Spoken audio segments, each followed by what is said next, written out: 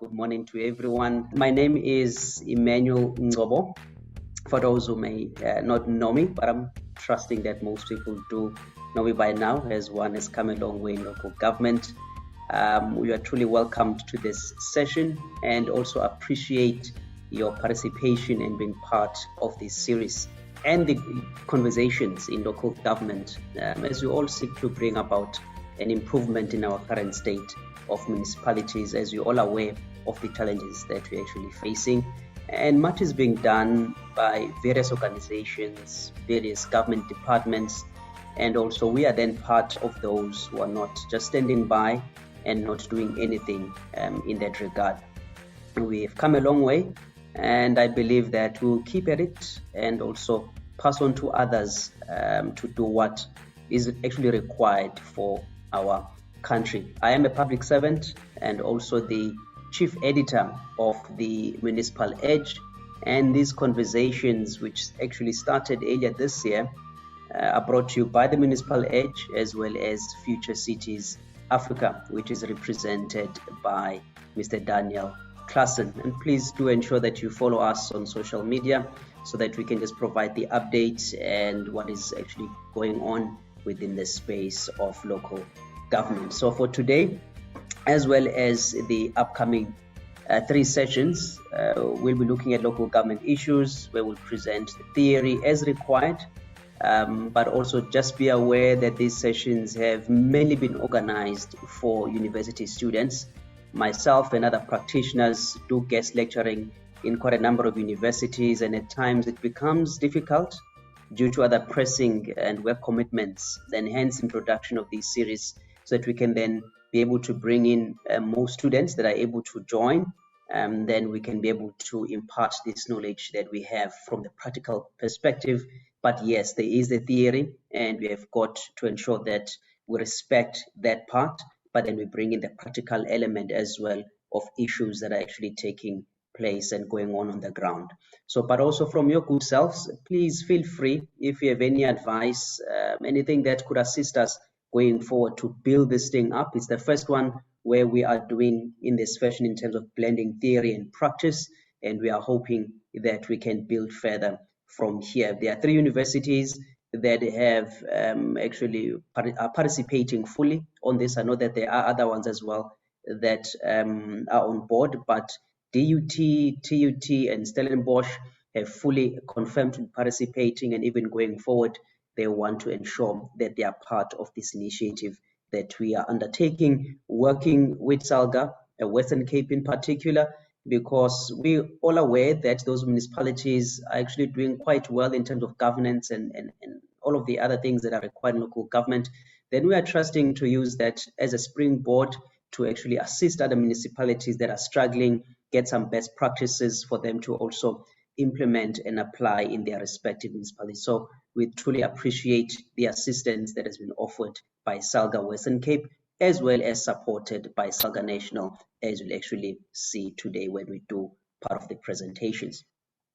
On that note, I just want to flight one presentation at this present moment. Yes, on the chat box, you can just greet us. Maybe you can put your name and the organization that you are from, and we'll gladly appreciate that. And also be mindful that these sessions are recorded, because the universities will also be using these as part of some of the lectures, whereby they will take the recordings and be flighting it to the students in their respective municipalities, because we'll be passing on some of these clipettes from the presentations that are to be done. So just be mindful of that. So we've got the chat box. You can write in what you may want, any comment, any question that you may have, please do so on the chat box, and also on the Q&A section, if you want to actually put up anything there for a question, by all means, you may do so. In brief, I just want to introduce once again the actual series. So today we'll be dealing with the local government professionalization, as well as the subject matter of understanding local government. This series is aimed at professionalizing the sector, getting that information, issues of digitalization, innovation, and also from a personal leadership perspective, which is something that we'll deal with at our last session. For those who recall, we did this series back earlier during this year, Reshaping the Local Government Landscape, the Road Ahead. And as I've indicated, we're trusting to do the same again next year from what has been started. So these were the different topics that we had looked at, and this was quite successful and impactful for the good feedback and responses that we received in this respect. So for this particular series, we're just going to have 4 sessions that we're going to be dealing with, as I've indicated for today. Then next week, we'll be looking at digitization. Then on the 19th, looking at innovation. And then lastly, dealing with issues of personal leadership and also the world of work in terms of introducing the students and capacitating them with work readiness as they then depart or leave universities and hopefully then get employment early on.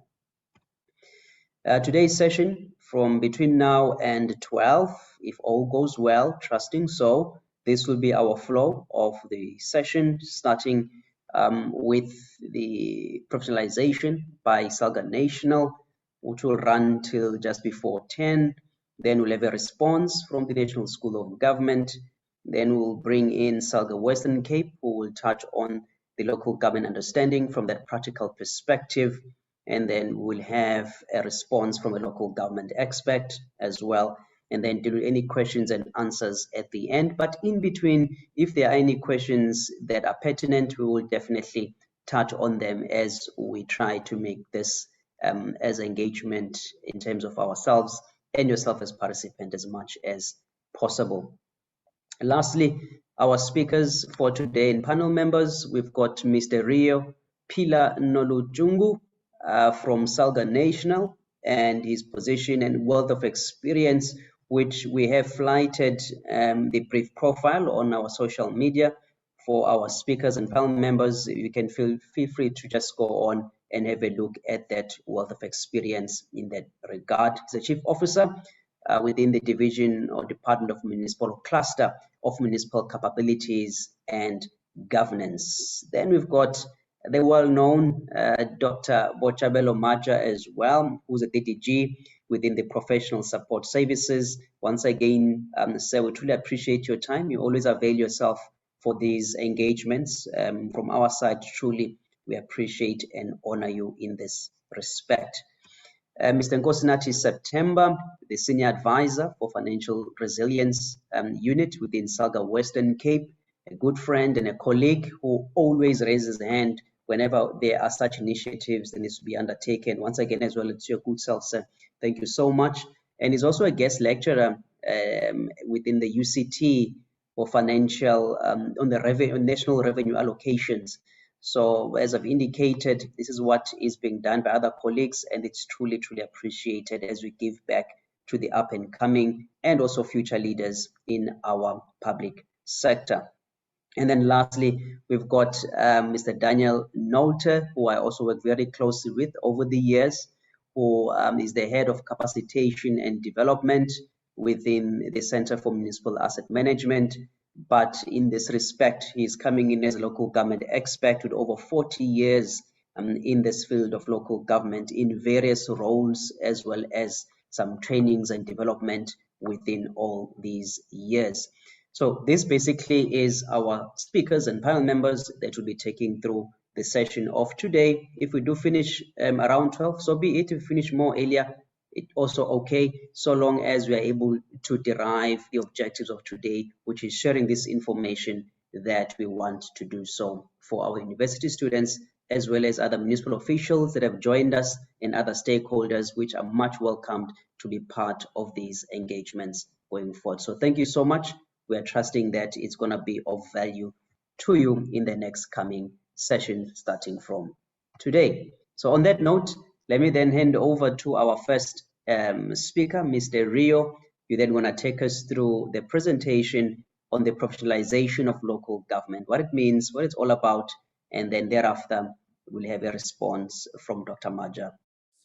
Once more, let me take the opportunity to convey our appreciation as SALGA at being given the opportunity to share our thoughts and our perspectives on how we see this very complex, topical, but also equally important subject of professionalization.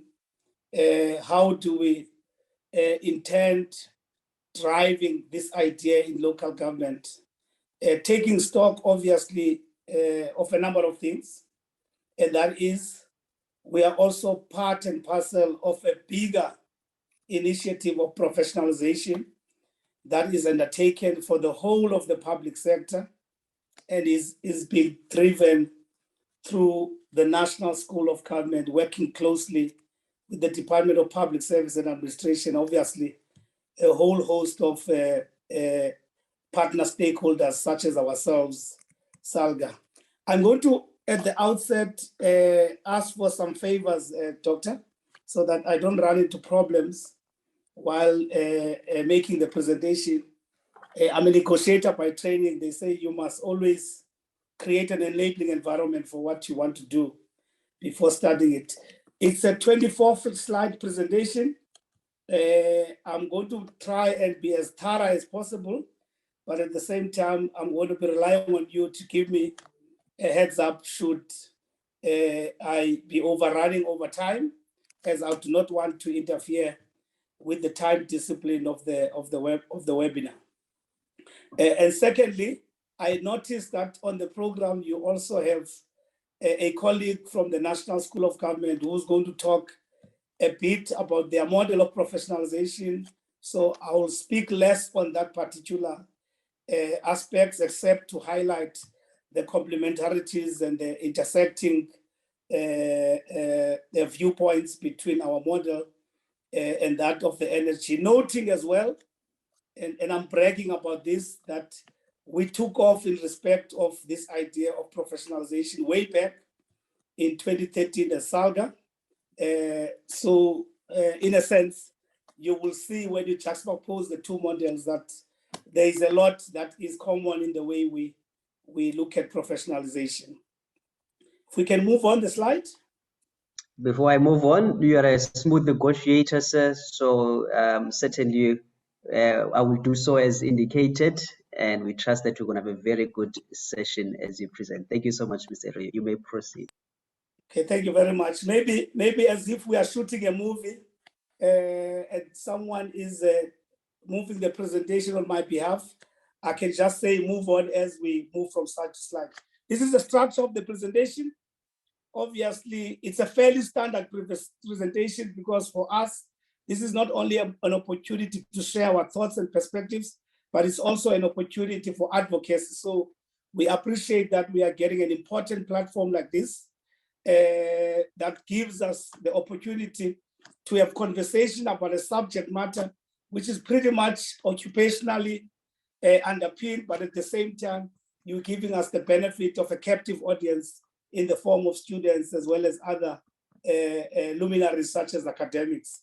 So we'll speak a bit about the mandate of SALGA, and we will locate the professionalization program within a strategy prism of SALGA, the forward-looking strategy. We will obviously bring the subject closer to what we've been asked to focus on, and then we'll take the opportunity to indulge you on some of the thinking that we have from a practice point of view, trying to talk to you about how we look at the implementation journey and what are some of the important pillars of that implementation journey. And obviously, we'll throw some recommendations which are more pertinent for the audience today, but do resonate with how we look at advocacy around these initiatives overall as SALGA, and in the context that this is not only an initiative that is high up in the SALGA strategy, but it's also an initiative which has got short-term, medium-term, as well as long-term imperatives that are attached to it. Next. Obviously, if you would like to understand what the mandate of SALGA from a screenshot, so to speak, we tried to make sure, Dr. Novo, that the presentation is not very big on words. That's why we're using a lot of infographics. Our mandate in law, obviously, is to transform local government to enable to fulfill its development mandate. And its development mandate is expressed more clearly in the white paper for local government, which was obviously a policy document which preceded the establishment of the current local government system in 2000, as we now know it, the system that obviously replaced the local government system that was anchored on practice and legal instruments that obviously preceded the democratic dispensation of South Africa. We've got these areas of responsibility. We lobby, advocate, and represent the interests of municipalities. We are an employer body. We take on the responsibility of representing all the 257 municipalities who are on their own, in their own right, individual employers. We help them with matters that relate to labor relations, collective bargaining, human resources, etc., etc. We obviously are entrusted with building the capacity of municipalities across many dimensions at the level of individual functionaries, at the levels of municipalities and as institutional formations, at the level of sector advocacy goals and objectives, so that the system of local government could fulfill its developmental and constitutional objectives.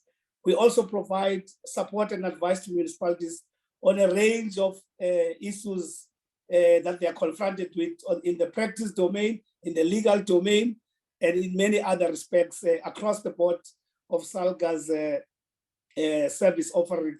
We also do a lot in the domain of strategic profiling.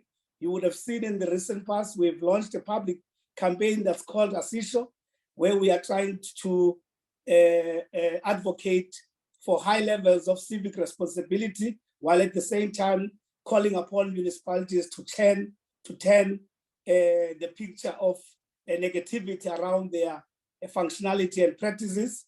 And we also play a role in the knowledge and information sharing. And I guess it's also due to this particular mandate areas that we are here today, sharing some of the views we have in the domain of professionalization. Those are the other areas.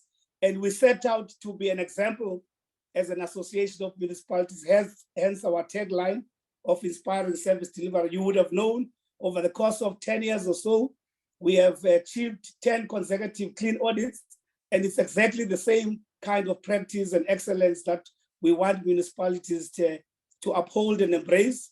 Hence, we want to always set the tone as an association, as well as an industry leader in the business of local government. So that's pretty much how our strategy, our mandate looks like. And anchoring, obviously, from a point of view of the strategy are these strategic objectives. We want to be an agile force of influence. I suspect then that the slide wants to come up in bits and pieces. Maybe let's wait for it until you bring it up in full. By an agile force of influence, we want to be at the center of influence and change and transformation when it comes to local government issues, both within ourselves as SALGA being an institution in our own right, regulated through law and through the PFMA. And we also want to impart in a range of areas that relate to the business of local government. In the inclusive socio-economic space, we want to see the returns of the equitable share. We want to see the returns of service delivery, including the revenue that municipalities collect from its citizens. We also want to restore the reputation of local government. It's gone through a period of negativity over time. As you see in media and public reports, not a lot is said about local government that can be regarded as good.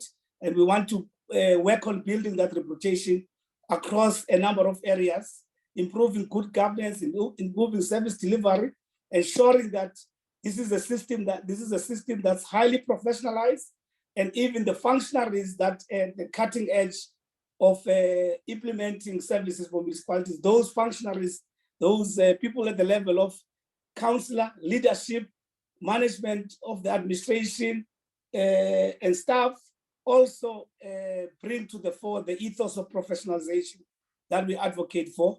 We also call upon SALGA to position its service offering such that we are closer to the domain of customized solution that seek to resolve the problems that are confronting local government, be they around billing, be they about water management, water losses, infrastructure improvement, all the things that we know day to day continue to be problems, including the elephant in the room, which is corruption and malfeasance. We also want to be at the forefront of introducing solutions that municipalities must adopt in order to improve their domain of operation. We also want to make sure that we position municipalities not only to be instruments of development within their local context, also nationally, as well as ensure that they are able to grow themselves to a level where they could be regarded as being contributors to our global competitiveness as a country. We also want to operate within very solid networks, whether they are within the intergovernmental relations system or these sort of networks, as we've been asked to come here and contribute to an important subject as part of local government conversations. And this is our hub of strategic play, our playbook in as far as how we drive these particular initiatives. And the program of professionalization is firmly embedded in one of these strategic outcomes that we are advocating to from this year onwards up until the end of the term, which is just after the 2027, so to speak. So our strategy covers the period 2022 to 2027. Next.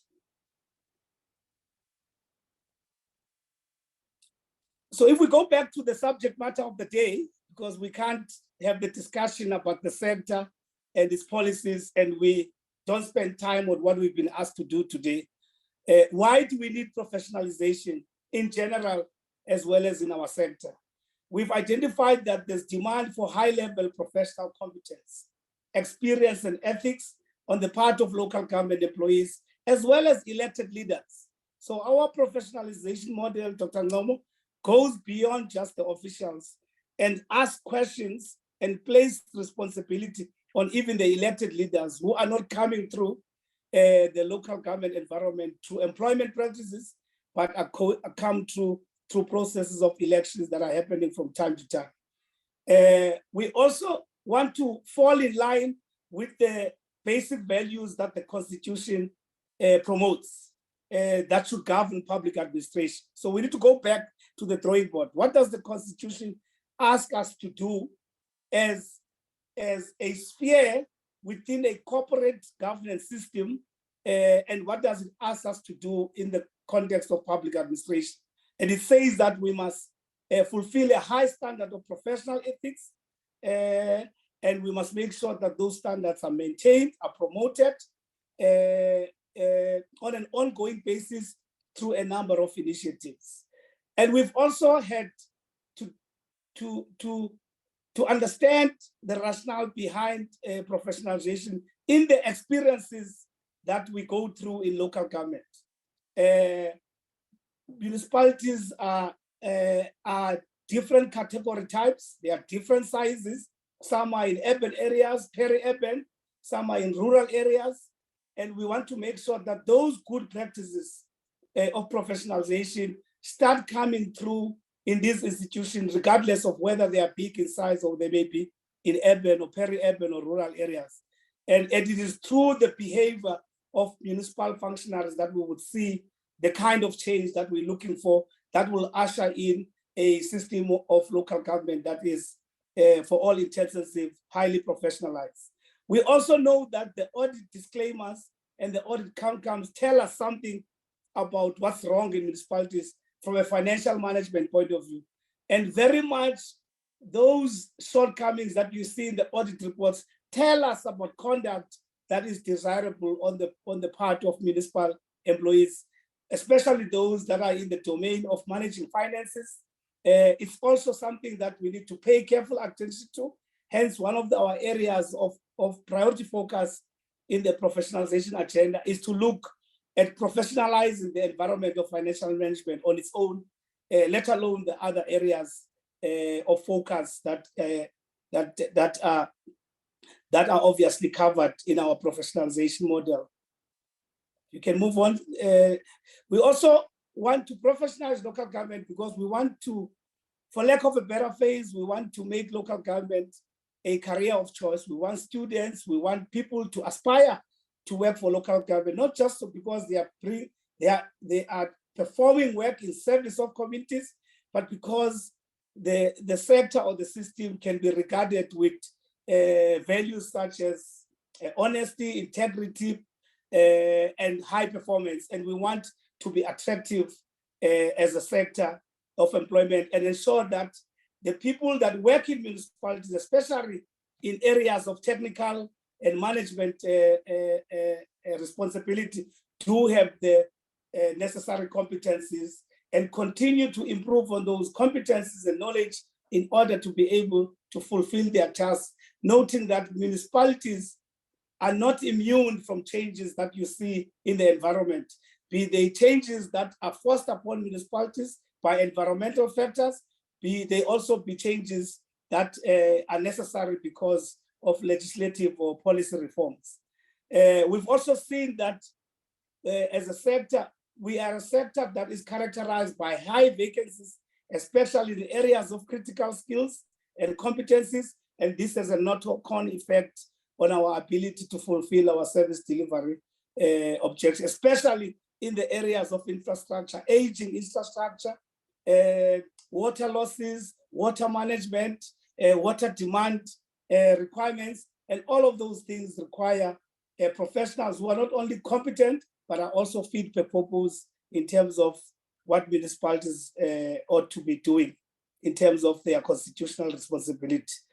And of course, we also want to bring professional bodies and associations into the domain of this professionalization model so that they have a more meaningful role in playing, not just to house professionals and to make sure that they fulfill ethical and related responsibilities that have to do with their profession, but also help the system of local government from an employment practice point of view and from a point of view of continuous professional development, is ensuring that this is a system or sector that is in charge with the requirements of its mandate, but is meeting those requirements in an environment of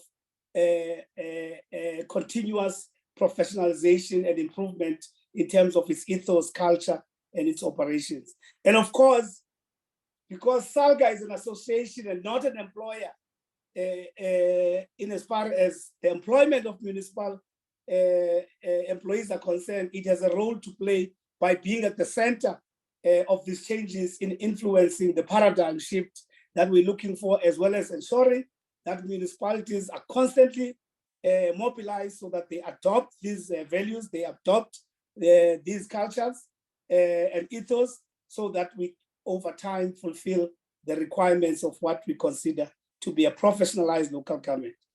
We have also taken the time, Professor, just to place in one screen what do we see as being the problems of our local government system, from community expectations that are mismatched with what municipalities delivers, from the financial instability you see in municipalities,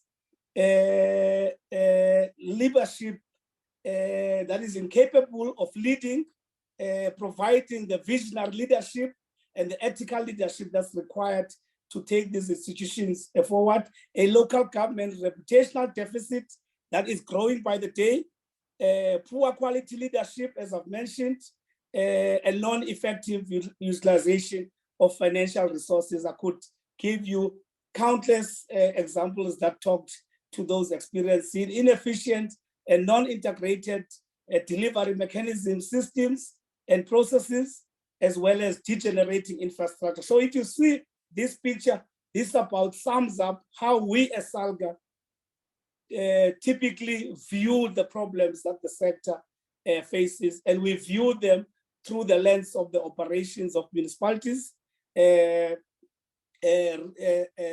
reflected together with how law and how policy frameworks have found expression in municipalities since the local government system was established in the year 2000. So this is typically the picture, and we are making a SALGA, a conclusion that local government, as things stand, whether the reasons have to do with economic factors, structural factors, policy and legislative shortcomings, or with people, whether people are not honest, they're not competent, they're not qualified, they're not ethical, whatever you can say that is related to the public domain, we see a system that is not equipped or tooled to fulfill the developmental agenda that was set out in the white paper. So we're nowhere near fulfilling those objectives. You could say it's a system that has done a lot since its establishment to provide access to services, but still there's a whole lot to do in fulfilling the standards that have been set out for it as set out in the white paper and the constitution. So that's how we view the problem statement as SALGA. And that problem statement of professionalization is embedded in this picture that you see in front of you right now. Next. I've spoken about the need for professionalization, and I thought let me bring the narrative that I spoke to earlier on into a bit of a synopsis. We need it to ensure that we respond to issues of governance, leadership capabilities.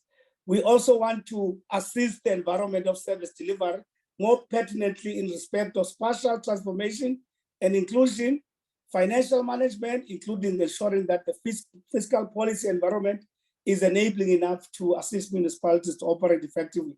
And obviously, the most important thing through the lens of citizen, which is service delivery. So that's really how we would want to sum up the problem statement so that we bring it back at the level of synopsis to what is in fact the business case for embarking on this initiative. Next slide. The conference also asked us to give the students a picture of how the system looked like in terms of its structure.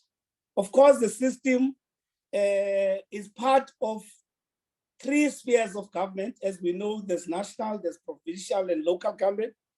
And the constitution regards municipalities as constitutional entities on their own, with their own legal and constitutional authority, subject obviously to limitations that are placed in various pieces of legislation that are introduced at a national level. At the level of operation, municipalities typically looks like what you see on the screen. It fulfills those responsibilities, the domain of energy, more specifically electricity, water and sanitation, water and refuse, town and regional planning, public safety and security, transport, roads and stormwater, economic development, community services, and settlement and south. This would be what we call core and specialized functions that municipalities fulfill. And at the level of support functions, there are a whole range of services that you find in a municipality. Of course, depending whether a municipality is big or small, these kind of responsibility services can be consolidated.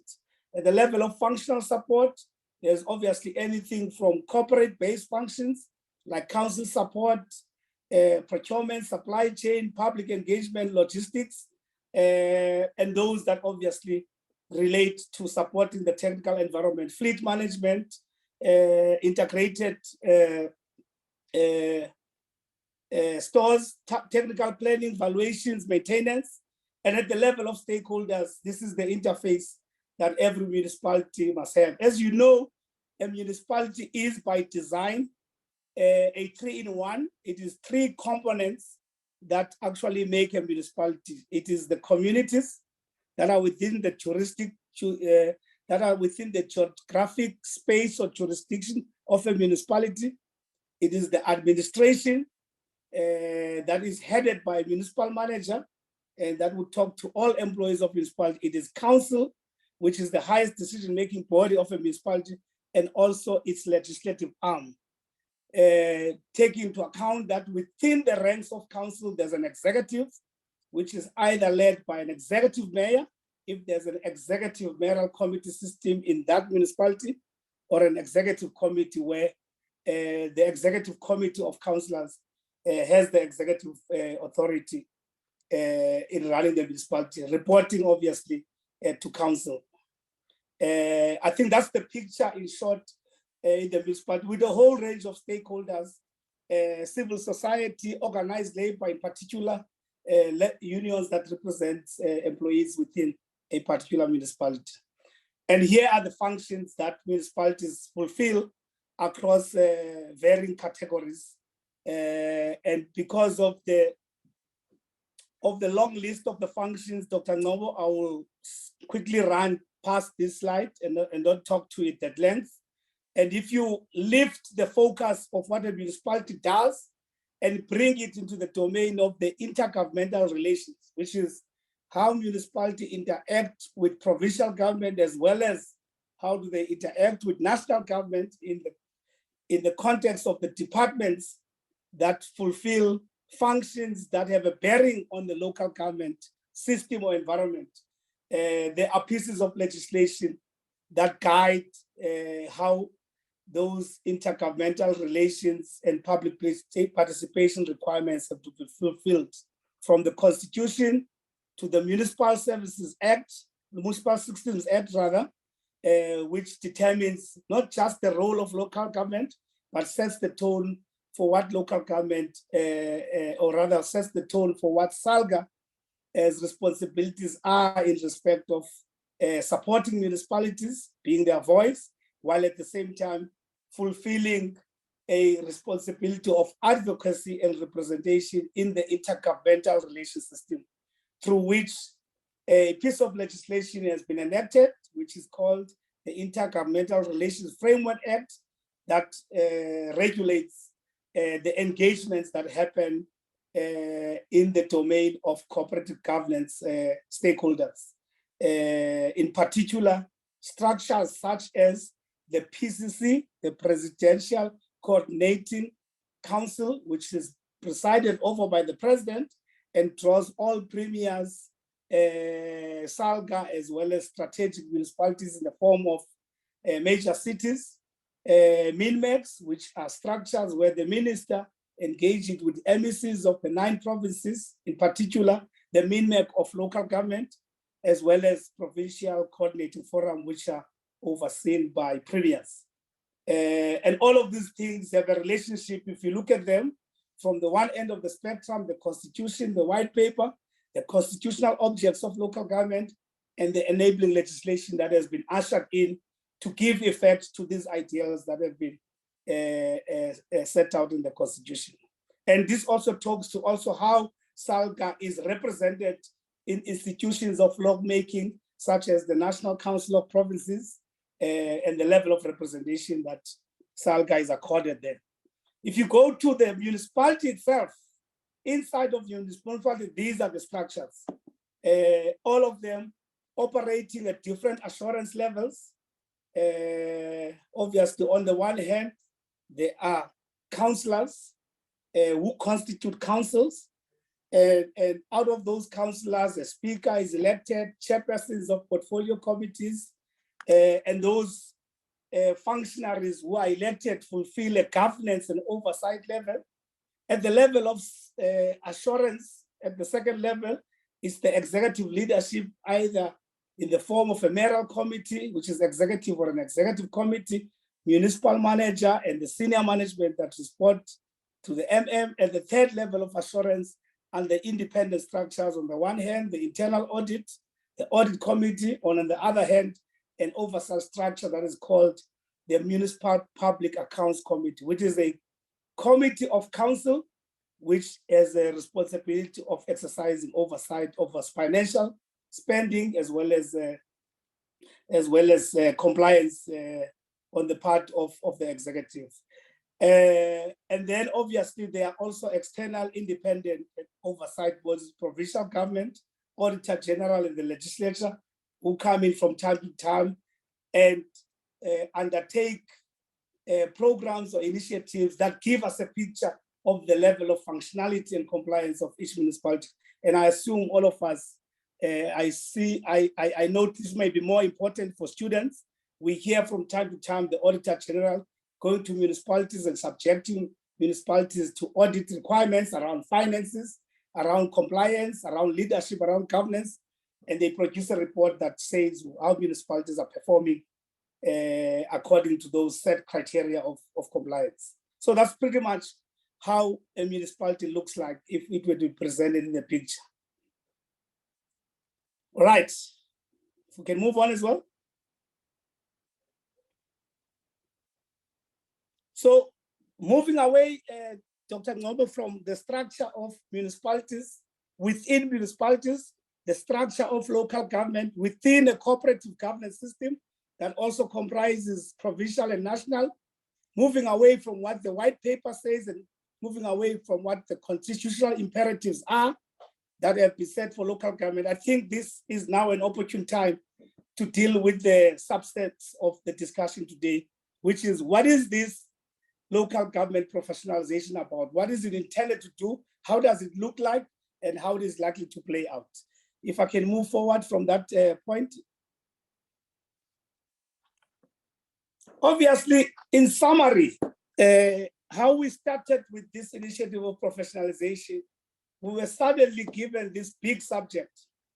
And I think, Dr. Ngobo, you will agree with me, not just as an academic or a practitioner, you will agree with me that everyone always says, we want a professional local government, or we want a professional public service. But very often, it is never clear to everyone what that means in reality, such that people attach different things to professionalism or different things to professionalization. And I think we set out to create what we refer to as a proper foundation for how we would advocate for local government professionalization. On the one hand, people make an argument that the local government system has never been professionalized. Depending where you belong, depending on which school of thought you are, other people say, no, there was an element of professionalization in local government before the new system was introduced. It's just that that local government professionalization system or model was anchored on apartheid. And therefore, because it was anchored on apartheid, it cannot be the template for how we do things going forward. So in the middle of all those competing perspectives and thoughts, we have arrived as a local government sphere at a model of professionalization that has four pillars of implementation and engagement. The one pillar, which for us is the most important pillar, is that we must reorientate the local government system into a service. Yes, people get employed. Yes, people get elected to lead, but we must reorientate it to a service. If we reorientate it to a service, we will be able to deliver services according to the values that have been prescribed in the Constitution. And for us to be able to reorientate it to that service, we need to start spending time on developing professional ethics, norms and standards for conduct and behavior that are appropriate to serving the public. Because if we embody these values in the way we do things, in the way we serve people, it will go a long way in helping us to remodel and repurpose these institutions to bring them closer to the people. The second area or pillar that we've identified as critical is that leadership at the level of elected leaders, as well as managers and employees, must also embrace the ethos of professionalization. At whatever level leadership is making their contribution, whether at oversight or whether at institutional management, they need to bring into the domain of professionalization their own ethical undertakings and commitments to making the system work. At the level of the technical people with expertise, we also want that there be a relationship between the professional values and ethics that the employees have, which they draw from their profession, we want there to be a linkage between professional affiliation to a professional body and your exemplary behavior that accords with those values as an employee, so that you are a supply chain manager, you belong to a professional organization, you are subjected to this morality code and conduct, and you better not behave in this way while in the line of duty, because you will not only be subjected to misconduct, but you'll be subjected to the scorn of your profession, and you would be out of line with those professional values. Institutional professionalism talks to the machinery of systems, processes, and structures within a municipality that supports professionalization, that makes sure it builds it up, and that makes sure that it promotes it, including such aspects as continuous professional development, including placing municipalities in a position where they actually incentivize through employment practices that each and every one of their employees subscribe to a professional code, but also are part and parcel of a professional body in terms of their association. So these are our pillars. If I may recap them, Dr. Ngobo, local government service orientation, leadership and managerial professionalism, technical professionalism, institutional professionalism. You will see when you speak about the public sector framework, maybe a different terminology may be used, but I have no doubt in my mind there are very clear linkages between these two models. And this takes us then to how we see the public sector professionalization and juxtapose it to the framework of local government professionalization. And these two graphs create, obviously, that illustration for you. On the right side of the screen is obviously the pillars of professionalization as articulated to the National School of Government framework document. Professionalization, that is the sector. Professionalism, that is the individual. Profession, that is the discipline. And maybe let me speak less about that because there'll still be some reflections on that. So how do we see the way forward as SALGA, having invested in these four pillars? We see the way forward in a deliberate and intentional effort at mobilizing everyone around this model. And as we mobilize and advocate for the adoption of this model by municipalities, and we call upon stakeholders to make this a public interest discourse, we are also open to its critique, we are also open to its enrichment, and we are also open to its adjustment so that it fits the growing needs of transformational change that we require in municipalities. It also responds to the fast-changing world of work within which we live. We now have concepts such as remote working.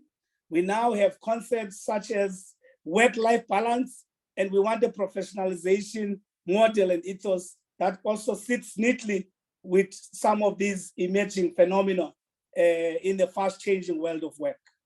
So more specifically, what does it say we must do as SALGA in laying the foundation for this work? We must invest resources and dedicate effort towards sitting down with local government functionaries and educating them about this professionalization we're talking about. What does it mean? What does it mean in general? What does it mean for their employers with the municipalities? What does it mean for them as practitioners? And what does it mean in respect of the kind of call we're making in respect of professionalism on the part of employees? That's the conversation with municipal employees and functionaries. What does it mean in terms of institutional arrangement? It means we must look at organizational redesign arrangements. We must ring fence those areas of municipal functions which are customer facing so that we start developing standards of professionalism and customer engagement. That will be a reflection of the professionalization norms and standard we talk about. We must look at the operating system. Are they supporting an environment of growing professionalization? And we must look at image. What is the image that local government has? How can we restore that image through practical work of serving citizens and generating change in the lives of people. So there are a lot of things that we need to do in the institutions themselves, because if we only advocate and talk, Dr. Ngobo, and nothing changes on the ground, the whole idea of professionalization in local government will be a pipe dream. We also must talk to professional bodies in the context of how can they work together with us, and what kind of relationship, and we call these compacts, that we can generate as a form of practice in generating momentum and buy-in into the agenda of professionalism, including obviously looking at how do we drive this notion of effective leadership, so that we don't look at leadership in a conventional way, and that is who is the mayor, who's now the mayor, who's going, who's coming. Leadership must actually be something that we build institutionally, so that these institutions are resilient, they are able to withstand difficulties, including ensuring business continuity in times of difficulties, such as when we were hit by the COVID-19 and what happened recently in the province of KwaZulu-Natal, and also in respect of many other things that are within the institution that require repurposing in terms of professional practice. But we must also do some empirical study. So there's a bit of research work we need to do that must tell about how to repurpose the interfaces between administrative and political functionaries, so that we make sure that the norms of standards that we want to develop are anchored appropriately, including this perennial problem that we have as to whether we need to be going, yes, we need to be going on merit-based appointments, but what must be the anchor of merit-based appointments? Must it just be people that are interviewed, or must it require more purposeful processes that we introduce in the system that actually make us see the merits in the appointment, and also insulate political leadership in municipalities from taking decisions around the appointment of professionals which go beyond their oversight responsibility and role. And at the level of legal reform, we want to advocate for an independent regulatory authority. And this regulatory authority sits independently, is put in place through law, possibly by the minister, and fulfills a responsibility of monitoring the professionalization environment as it develops and as it changes, and as we promote it, and as we hopefully seek to maintain it over time. And there's a lot of in-between work that we also want to do as part of that advocacy. We want to convene a professionalization endeavor that includes everyone. We want to engage with stakeholders across the board so that we bring them into the domain. We allow them the space to make their thought leadership contributions, and hopefully we become better as we go forward with the implementation trajectory that we have in place for professionalizing local government. That's really the key interventions that we put in place. And obviously, we express those intervention steps in the form of the narrative through these statements that we have set out in the slide. An intensive mobilization process, and we believe you've given us that platform as this forum, including other forums that we've called upon to make a contribution. We need to develop and affirm a compact between municipalities, regulators, professional bodies, and other stakeholders. We need to resolve the persistent problems that we see around remuneration in the municipal environment. And this is more an advocacy view from within the municipality, in contrast to what external stakeholders may be saying.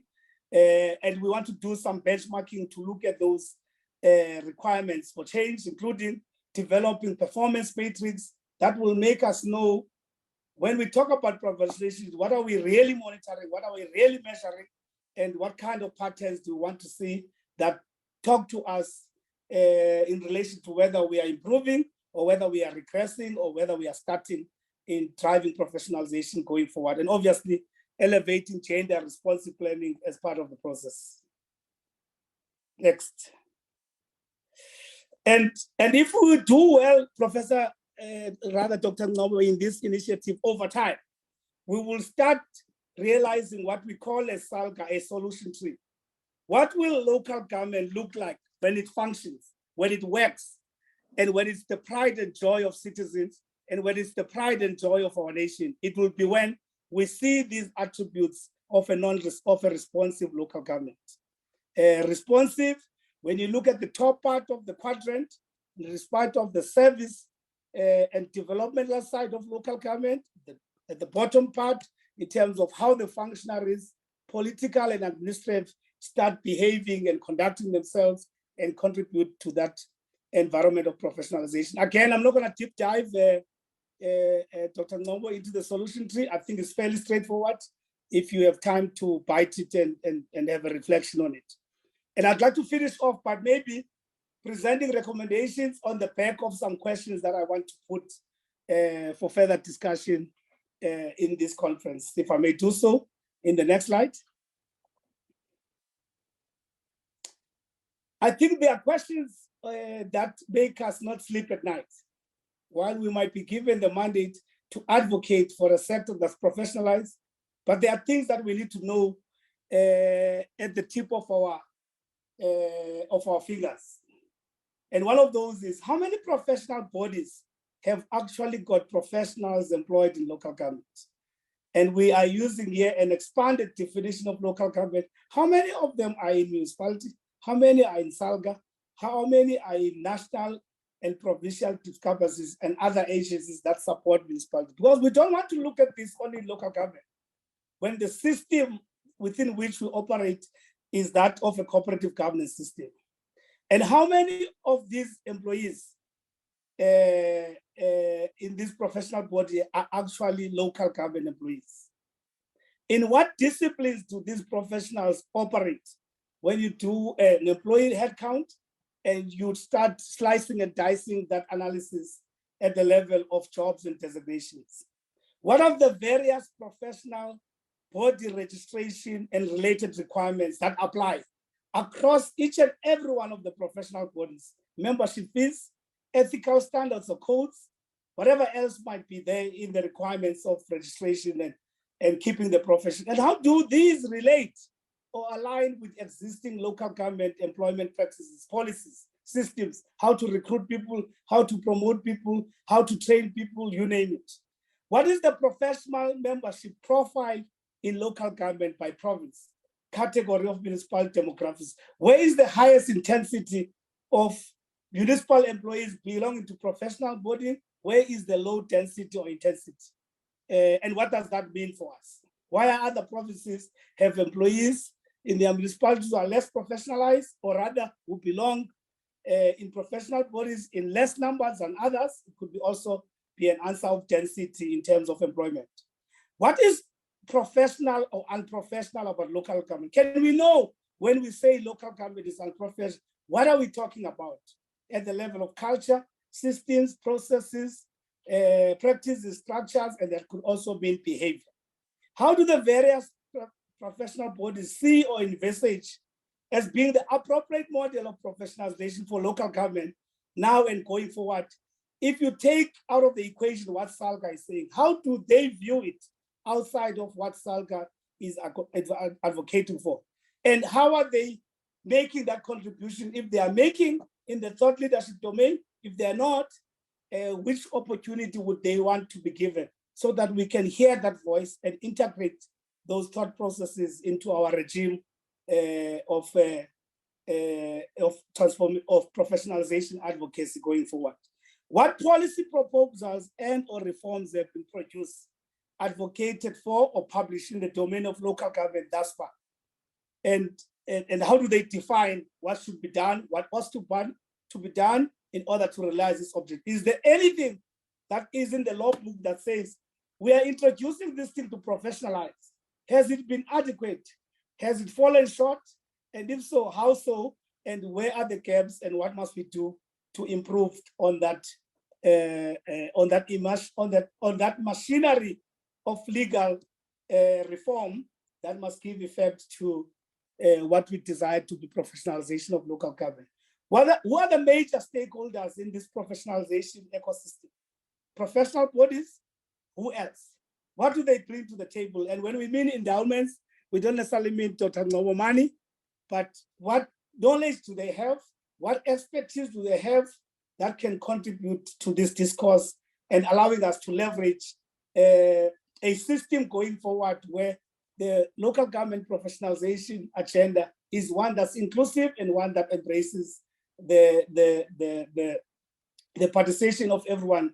After all, we all belong to the mantra that local government is everyone's business. What exists is missing or is inadequate in the body of legislation and policy that will make us go forward with this, because we're not going to win by merely advocating. In some instances, we've got to introduce legislation to be an enabler.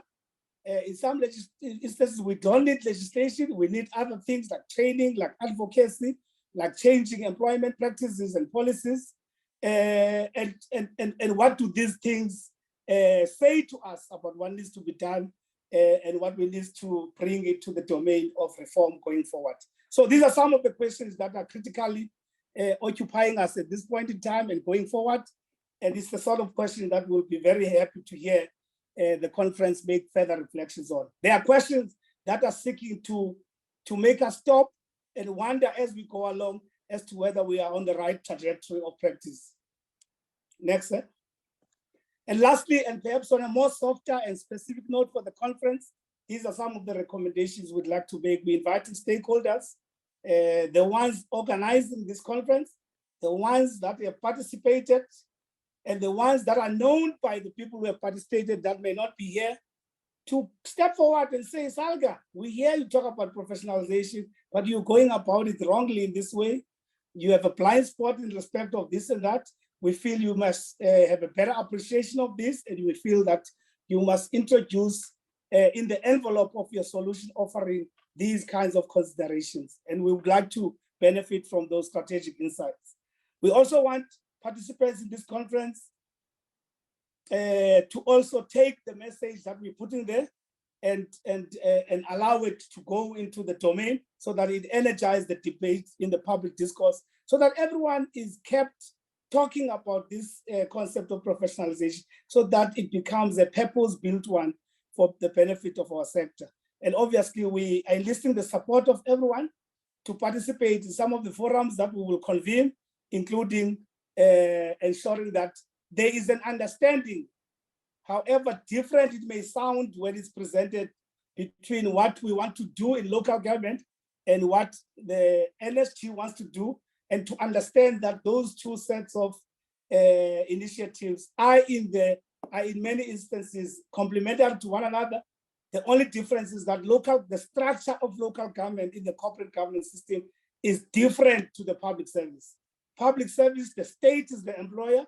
In local government, 257 institutions are employers, and therefore we need to fashion some variables into the implementation approaches that take into considerations the unique environments within which these two different sets of spheres operate in as far as people-related aspects which underpin what we want to do in the domain of professionalization.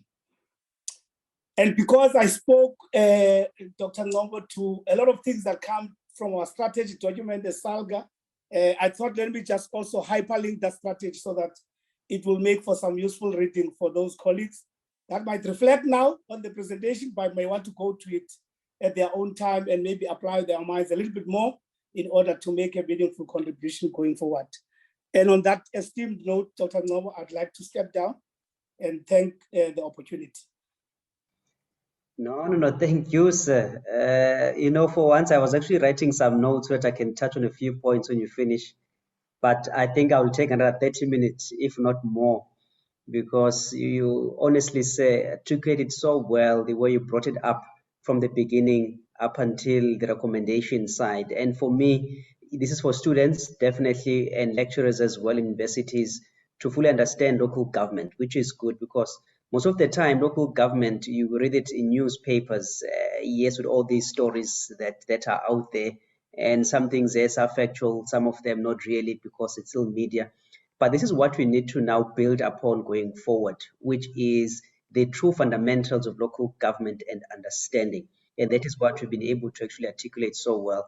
And honestly, I feel we should have had more municipal practitioners here because all the time we view local government in our own myopic ways and views because of where we are as a finance practitioner or as an engineer in technical services, but we don't have this big picture understanding of local government. And that is what we all need to inculcate and understand moving forward. So thank you so much. I almost said Dr. Nolutshungu, but perhaps at some point it looks like you are headed there, sir, because you understand the subject matter. And we need more of you, you know, especially for the up and coming generation, because quite clearly there has been a lag, and that's what we've identified. I'm sure even Dr. Maja perhaps can touch it from the National School of Government, because we do have a lot of entrants that come into local government, but really have they really been equipped appropriately for it? It's subject for another day that we can look at. But for now, we're doing that which we can, and we truly thank you for preparing this presentation and also your time to actually articulate all these views. And there was so much more than the presentation itself. You know, the experience that is there and the knowledge of local government truly came out. And thank you so much, sir, for that. Before I let you go to, I know that you want to go and grab a glass of water. There's just one question, and then I'll bring in Dr. Maja thereafter to actually come in as a response from the NSG. The question that is there is this a model still under planning, or is it being implemented? And then secondary to that, considering the separation of powers and politics within local municipalities, do you think that this model will be adopted voluntarily? Let me just repeat that. Is this model still under planning, as you have touched on a number of things, or is it currently being implemented as we speak? Secondly, considering the separation of powers and politics within our municipalities, do you think that this will be accepted by our local government sphere? Just your views on that, and then Dr. Maja will come in thereafter. To answer the first question, Dr. Ngobo, it's a model that is in both implementation, in the sense that it is in the inception period of implementation. It is also a model that is very much in planning mode in respect of many areas. For example, the legal reform side of it, we must mobilize the legal reform considerations. We must bring them to our partners in government at various levels. They also need to make their way to the relevant ministries that have authority to, advocate for and pass law to Parliament. So there are elements that are obviously conceptual and aspirational in nature, but there are elements that are already part of the implementation process, albeit at an inception level. Will the model be adopted voluntarily? The answer is probably yes and no. Yes, because the outcome of this model is a round the country discussion with municipalities that culminated in a SALGA conference in Cape Town in March, at which all the municipalities adopted the resolutions that would give rise to the implementation approach that is envisaged in professionalization of local government. No, in the sense that there is some, I'd like to be respectful. There seems to be some misgivings in some quarters about the true intent and value of the professionalization. And I think it's our job to overcome those skeptics and turn them into what we would call the yes category. But it's part of our job, it's part of what we paid for, that we go there and have those conversations, level, organized employees, unions, and everyone. And I think no one can rightfully stand in the platform and say, I'm against professionalization. I don't think they will escape from that discussion with a lot of kudos coming their way. So it's something we'll work on. And obviously the difficulties on the moment are exactly what we think will create the opportunities for ensuring that we spend time engaging people so that we ensure that they are on board, as opposed to appearing that we're imposing our ideas of professionalization on them. The same goes with when we have an audience with professional bodies. We're gonna have to listen to what they say. They might say, we are professional bodies, but we are not employers. Why are we wanting to extend our reach And we can say to them, we don't want to call it extending your reach. We just want you to take an activism posture in the way you conduct your business as professional bodies. And I think those engagements will illuminate some of the complexities that we would have to deal with along the way. It's not going to be an easy journey, that much I understand, daunting as it is, but we are up to the challenge. Correct. And also on that participation going forward, you mentioned the Indaba. Definitely on our side, the Edge and Future Cities, by all means, will be part of it, and we see how we can also mobilize, even from the academic perspective, for some participation as well there to come forth as much as possible. Definitely, I believe that will be quite important for all of us to be aligned on the same page. Then we can just move this forward, because definitely it's a reform, and there will be some resistance here and there, as we've indicated, but we all agree it is definitely required for our sector in local government. Thank you so much, Mr. Nolutshungu. I'm going to bring in Dr. Maja now in a short while, and then after Dr. Maja, we'll further take on some questions that are there, so that if perhaps Dr. Maja and Mr. Nolutshungu wants to maybe go, because I understand that there's quite a number of other pressing matters that are there, you will be then allowed to do so. If not, you can still be with us. But before Dr. Maja comes in, there's just for 1 minute, there's a poll that you want to bring up just on your screens. If you can just click on the option that you are choosing as to whether the local government sector is attractive enough to actually work for. That was also touched on earlier. So that just we get your thoughts and feelings around this matter of working for local government and all the issues that surround us and we are all aware of.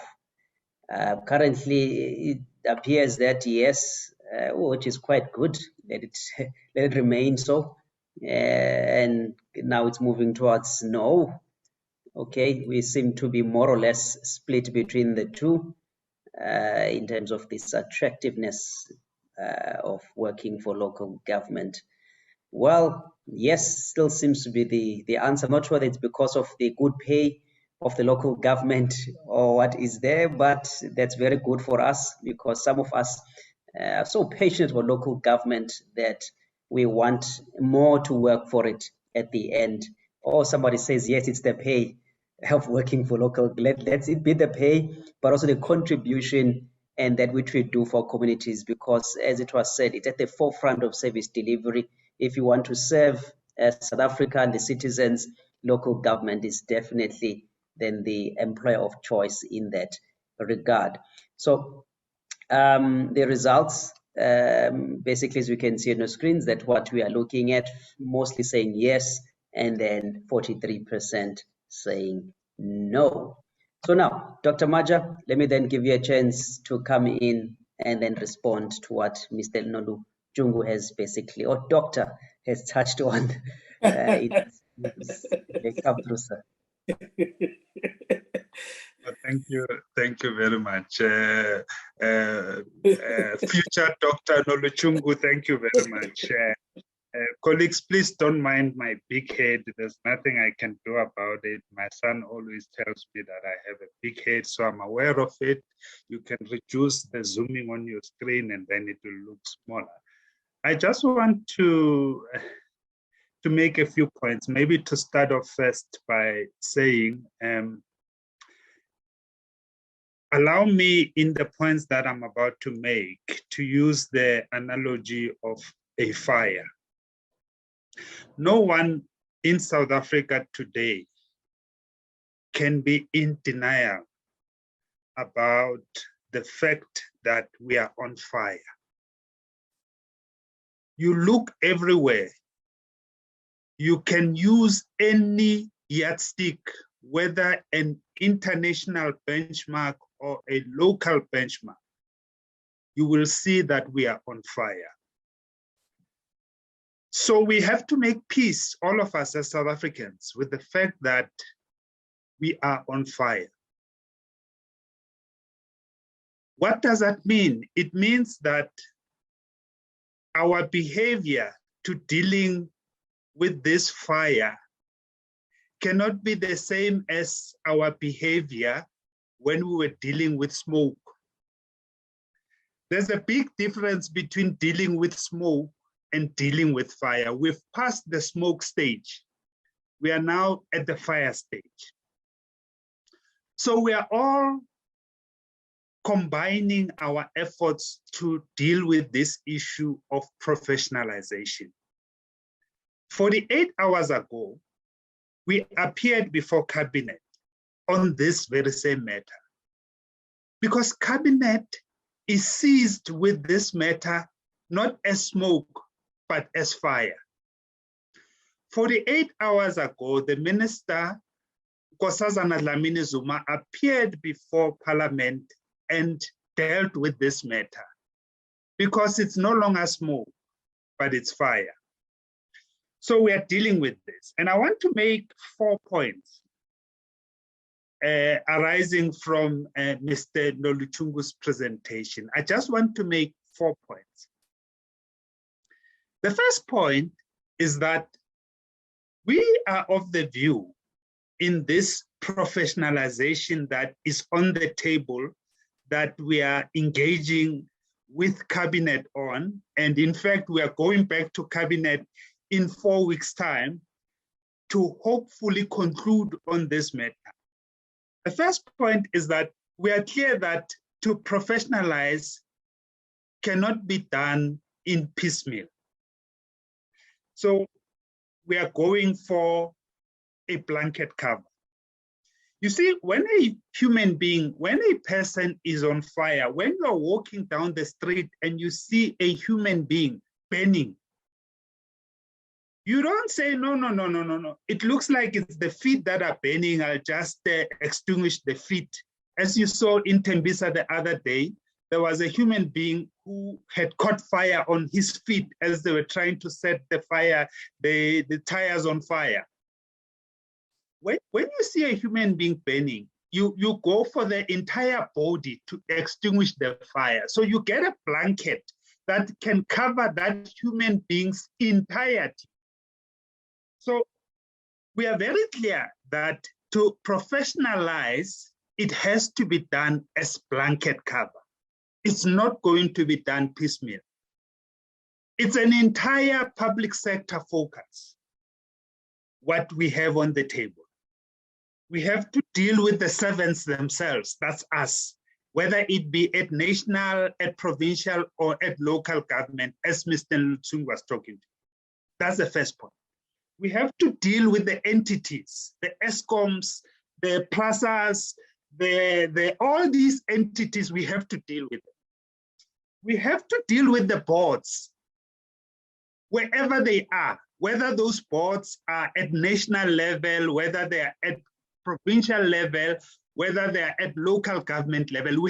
You cannot just wake up and walk into a board and say, I'm a board member because I feel like it. So we are going to deal with that. We have to deal with the issue of the political administrative interface. So that's a blanket cover. That's my first point. My second point is that we have to do this top to bottom. We can't do this just at the top or we're going to do this professionalization top to bottom, from the cleaner and the driver all the way to the councillors, to the mayors, to the executive authorities, the DGs, the DDGs, everyone. So it's going to be, no one is going to escape professionalization in South Africa. That's the second point. The third point that I'd like to make is that it's going to be end to end. We're going to do this thing end to end. And what I mean by end to end is that, you see, part of our problems in this country called South Africa is not just government. Our problems are not just about the ruling. Our problem is all of us. Today in South Africa, our problem is all of us. All of us are to blame from the problems that we have in this country. So when I say end to end, this thing that you grow up and you say, you know, when I'm an adult, I want to be the CEO of Coca-Cola. When I graduate from college, I want to be the CEO of Coca-Cola.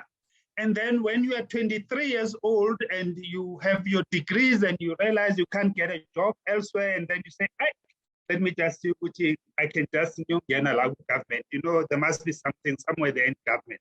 You are wrong in the first place. We have too many public servants who came into service as a last resort. And we take them, oza, again, and they're all going in. We are canceling that. So when I say we are going to do this end to end, from pre-entry, you have to have aspired to be a public servant. We are going to check you and make sure that you espouse the values that we are looking for, that your character is the character that we are looking for. Your respect of public service is the kind of respect that we are looking for. So we are going to administer pre-entry exams. We are going to administer competency tests before you enter. And many are going to then not make it into public service anymore.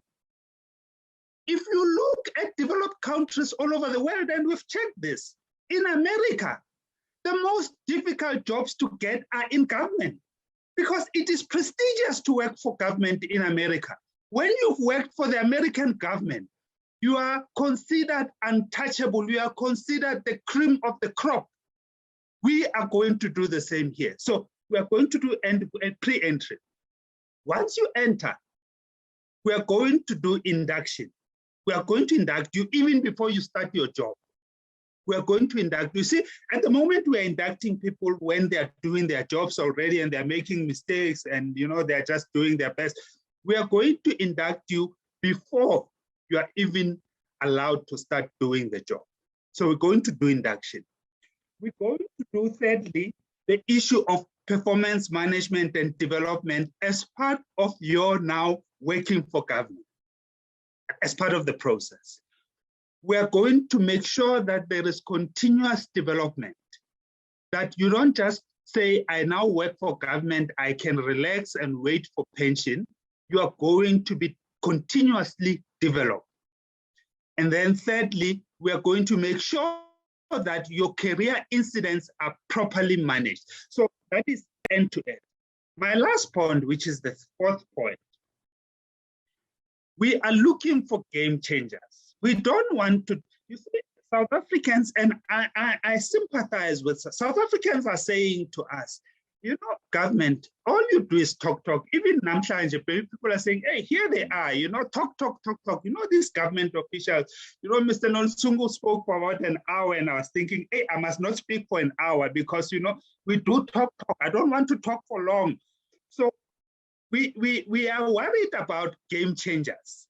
What are the game changers? And we have to simplify this thing that we are doing so that it does not look like we are just everywhere and all over and just seeing whether we can do the machine gun approach and we'll kill something. We are being very, very targeted. So there are 4 game changers that I want to close with. The first game changer that we are chasing is around consequence management.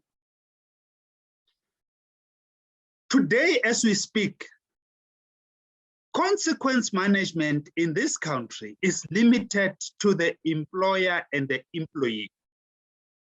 It is only those 2 that deal with consequence management in government. We are adding a 3rd layer. And Mr. Nolutshungu, we are not being tentative.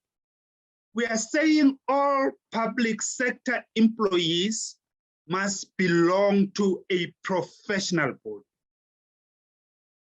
All must belong to a professional body. It cannot be a choice, it cannot be an option. Because part of what we need to deal with is the issue of consequence management.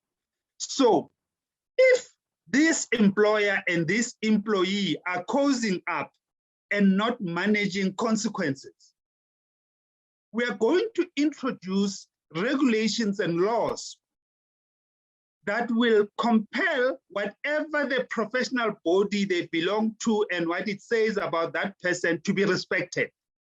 So if you belong to a professional body and that professional body says you have done a misconduct and you are cancelled from that professional body, your employment contract will be in jeopardy. So that's the first game changer that we're chasing. The second game changer that we are chasing is around a delivery focus. So what we are saying is that this thing of public servants being hired to be transaction advisors, public servants whose job is to hire other people to do their job for them, must stop. So it means if you are the head of legal in government, in a government department, you are a director for legal, you have to be able to serve papers before a court of law. You have to have the necessary certifications to serve before a court of law. Today, many directors and chief directors of legal in government departments do not qualify to serve papers before a court of law. Their job is to hire senior counsel to do that for them. You can do the same thing with engineers, just to build a tent, a marquee. Engineers who work for government consider it their job to find an engineer outside who has been pre-arranged to come and certify that marquee for them. We want engineers who work for government, who are public servants themselves, to do that certification. The list can go on. So it's a delivery focus. Thirdly, it's about execution diligence, because you see, in December, I had some plumbers come to my house. This is a true story. I'm an ethnographer by background, so I always go back to case studies. So I had plumbers from Tshwane Municipality who came to my house to change my water meter from being inside my yard to being outside my yard, so that they can be able to check what water usage I have. Within a day of them changing that water meter, my entire yard was flooded with water. And they, when I called them to say, you came here yesterday, today my house is flooded, what's happening? No, we'll come and check. 3 months later, they come and check, they say, no, this pipe already has passed the meter, it's now coming into your house. I had to do it myself, redo their job. In fact, I did it right. I had to dig up an entire municipal pipe and fix my water pipes that they could not get right. It's about execution diligence. If we already had this thing of consequence management in place, I would have reported them to their professional body.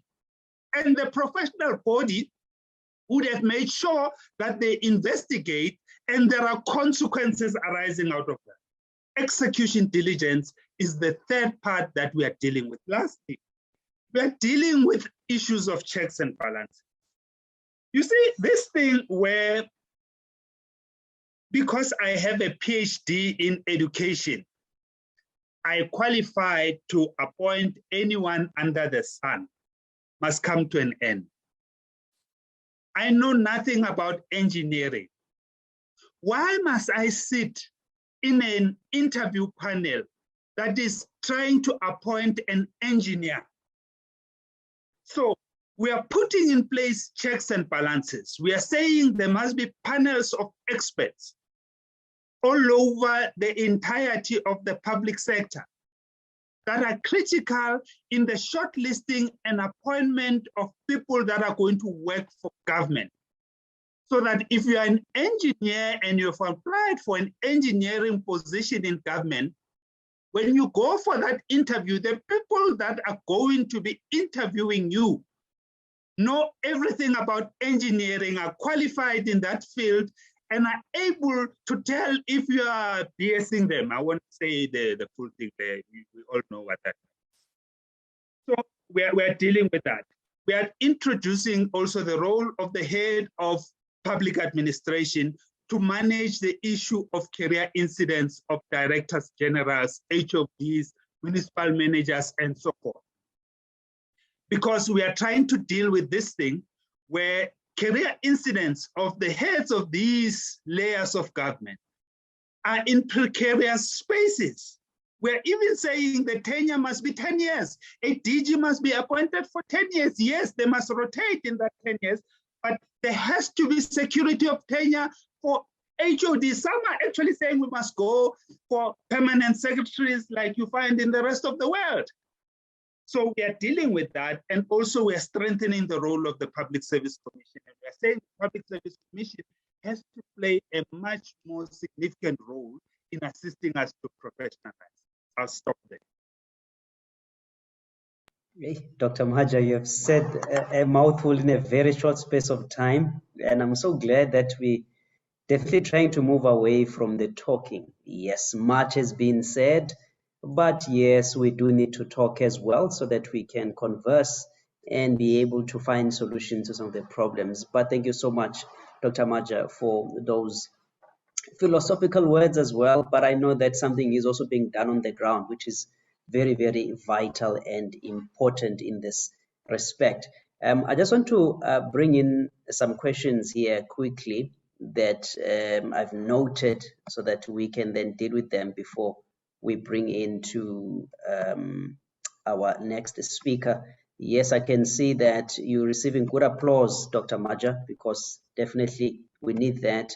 There's a question by CPSIL. I think you have already answered, Dr. Maja, in terms of professionalization, whether do officials need to belong to a professional body such as SALGA, ISA, CIMA, etc. I think that is definitely coming because we've already touched on that to say that professionals have got to be part of that.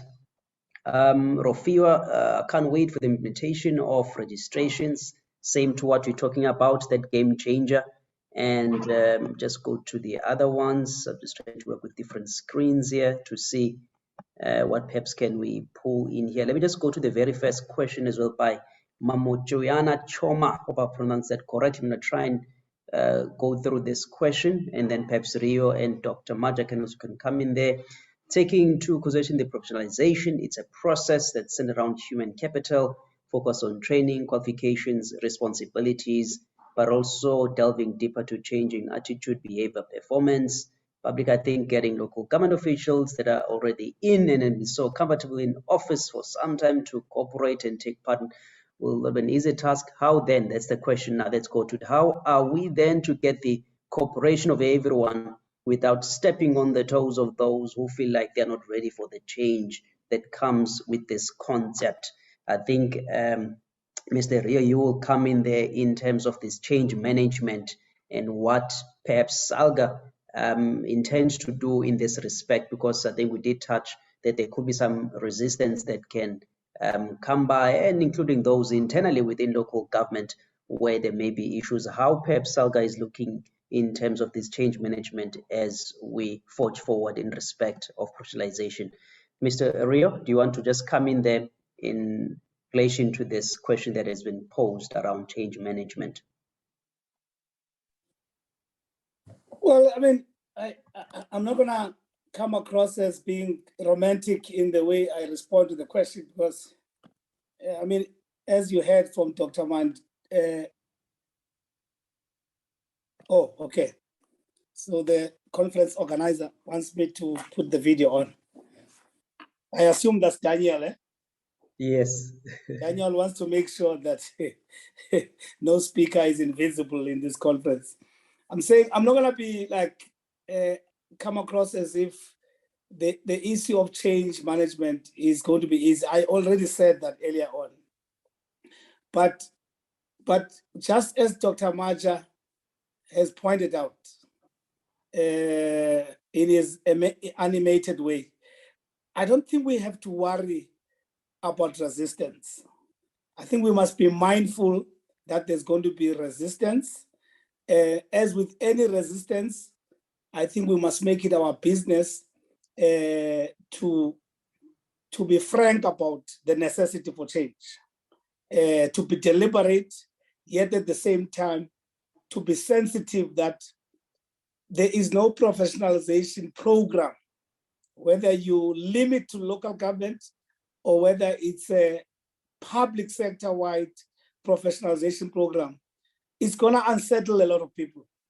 There's no doubt about it. As much as it's going to unsettle a lot of people, I think we are going to have to all pitch up in respect of change management. And when I say change management, I don't mean, Dr. Nombo, merely passing legislation, making a ministerial briefing of the change in legislation, running pamphlets and campaigns. We're going to have to be deliberate by being on the ground and helping every institution put resources into that change management, help every institution to navigate the change process.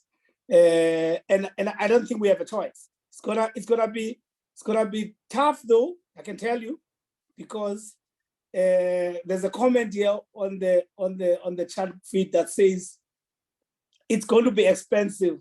Well, it just, for me, it means what's expensive for the country? What is more cheaper?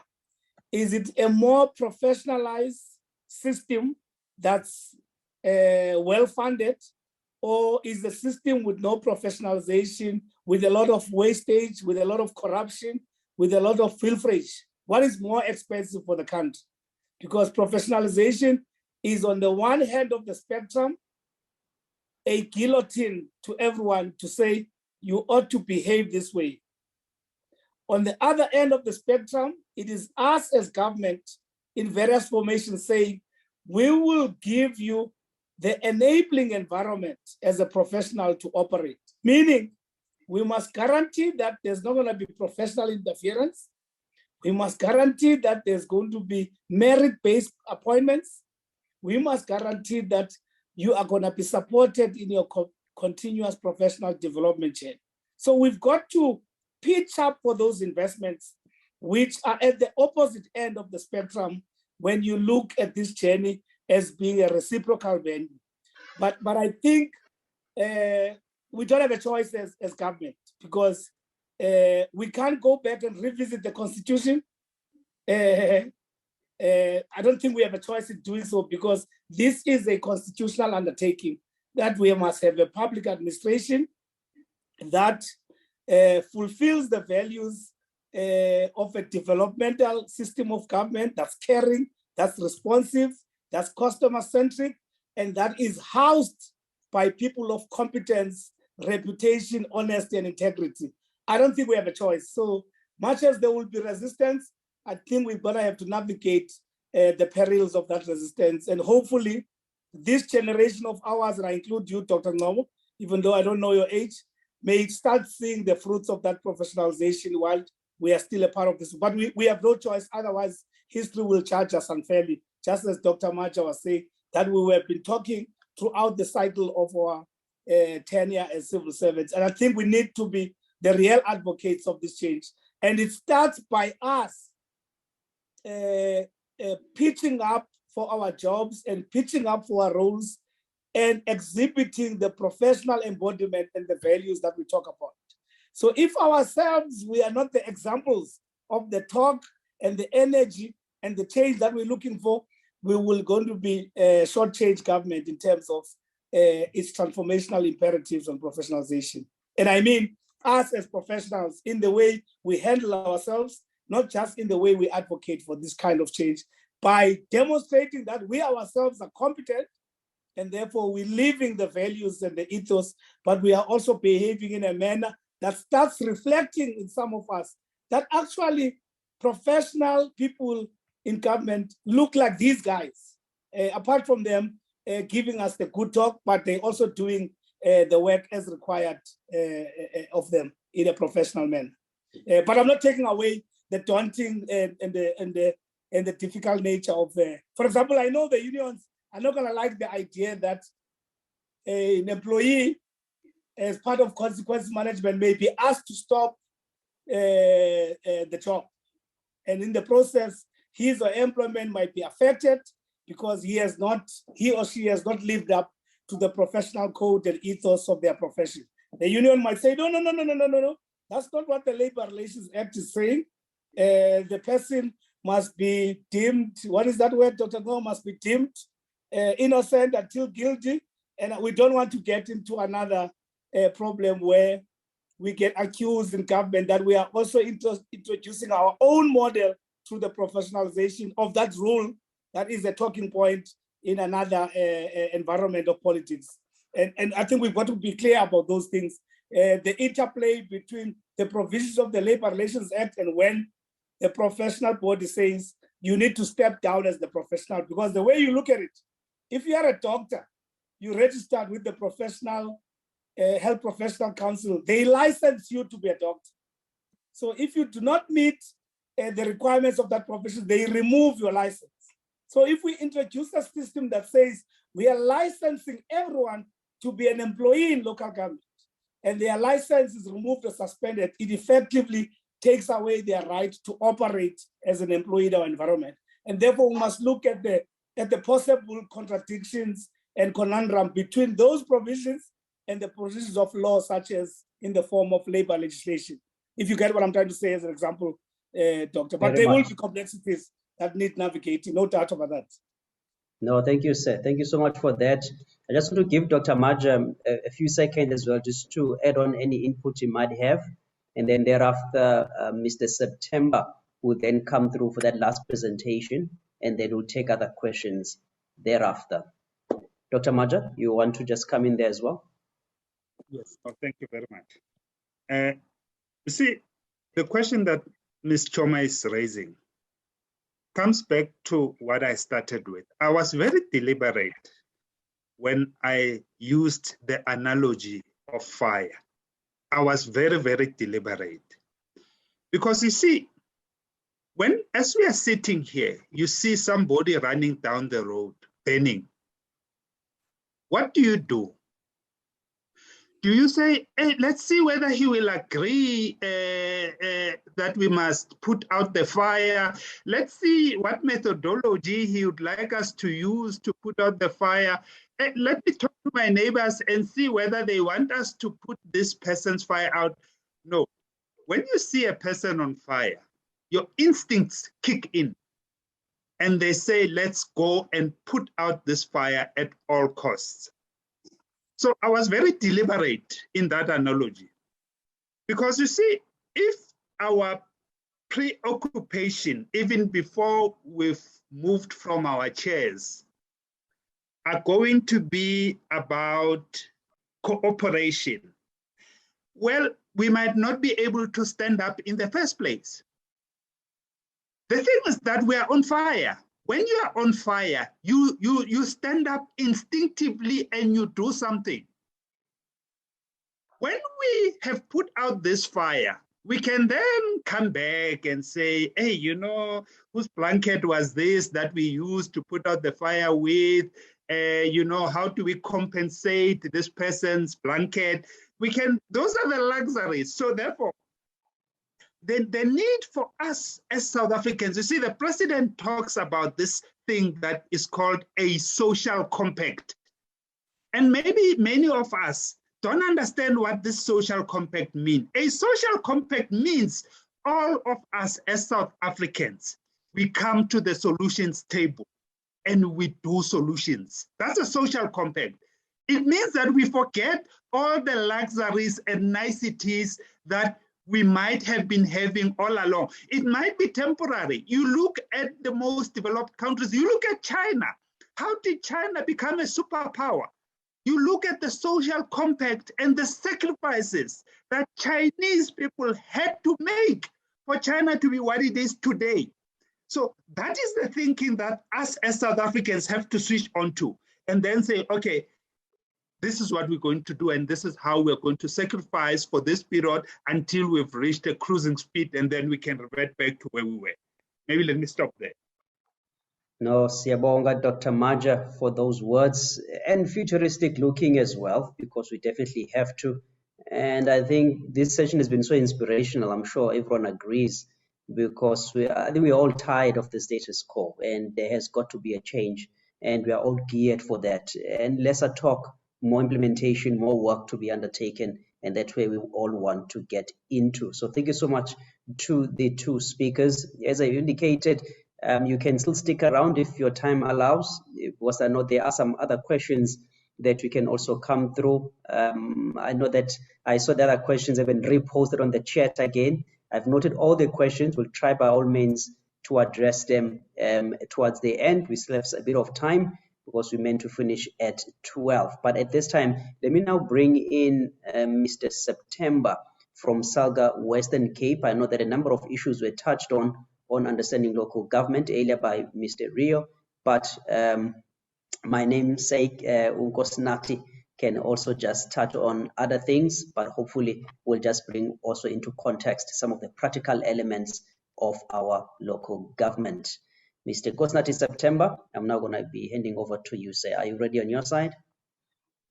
Well, in the interest of time, I'm bound to speak on items that Mr. Rio presented on. So I'll just go straight to, I'll enable the progression in the discussion. The first thing that we thought we'll engage on is the normative question about the role of local government. When Mr. Rio was presenting, he explained our role as SALGA, but further to that, he explained the existence of local government. So allow me to skip on that legislative background. He did indicate on that and also listed the functions. There's quite a number of functions that listed local government deal with. Outside those functions that were listed, there are ones that are delegated as well to local government, which enables the unfunded and underfunded. It's a discussion for another day. But what I did, I included this slide, which is not in the initial presentation that I shared with you, based on what the two presenters indicated on, as well as the poll that we have, the perception on local government. It made me, to the benefit of the students as well, made me want to share this. I feel like local government, we on our own. And why am I saying that? One, there is indeed a wildfire, and for us to be able to calm that down, we need to agree that the success of local government is in the change that we're avoiding. One of the issues that I want to highlight here with the conference is the overregulation. Currently, the last analysis on the regulations that are deposited to local government were 153. It might be more. I mean, that was as last as February this year. And what I want to raise is it limits municipalities in delivering on their mandate, some of these regulations. One of them is the minimum competency regulations. The minimum competency regulation, the intentions of it was to say you've got officials appointed from the private sector that get to join the local government sector with little understanding of local government. Now, to bring them up to speed, I'm talking at management level, to bring them up to speed, we had the minimum competency regulation was introduced, for them to understand local government. But the regulation is a general approach to say that every person that applies for being a municipal manager, the director is reporting to the municipal manager or accounting officer, and your MFMA Section 77 managers, which are your functional managers. They are expected, to do the minimum competency regulation. Someone that has a doctorate, has been at local government for a long time, is expected to go and do minimum competency regulation to be recognized as an appointed official. I mean, it does then not attract people with skills, to serve in the local government sector. And this responds to one of the questions that was raised on the platform or chat rather, to say that, I mean, what is it that makes this lackluster approach towards local government? The other regulation that I want to raise is your upper limit regulation. The upper limit regulation, in the main, it speaks to the salary threshold of your Section 56 managers, your accounting officers, and directors reporting to your accounting officers. But what was not seriously considered on the regulation was that you can easily have an official who is your Section 77 manager, a manager responsible for a department, or a vote, as it's known at local government, earning more than your director or your accounting officer, because the upper limit regulation is to your senior management. It doesn't attract, again, it presents limits or limitations for us to have skilled officials at the management level. The last one that I thought of to share in this platform, of course, is not exhausted. It's the MFMA Circular 63 reform. This speaks to your annual report. What this reform seeks to address, it's the timing gap on local government. What am I saying? The financial year starts on July, it ends in June. The audit process by AG at municipalities, I'm talking about the MFMA audit, starts in September after municipalities have submitted their annual financial statements. So we expect municipalities at the end of this month, as per the MFMA, to submit their annual financial statement for the year 2021-2022. That audit process will end in November. When it ends in November, in which council will play an oversight on, it then gives an indication on how the municipality has performed, or as per the audit outcome for the period ended June 2022. At that time, we are approaching the mid-year. I mean, we're half year through the 2022-2023 financial year. End of January, municipalities need to table an annual report. I reflect it as 6 chapters. The last time I checked, I think it might be 7 now. Now, the annual report shows the performance of the municipality in all four, be it service delivery, performance, the audit outcomes. For the municipality to address those issues that raised them, the current year is on its 7th month. The oversight report will be considered at the end of March.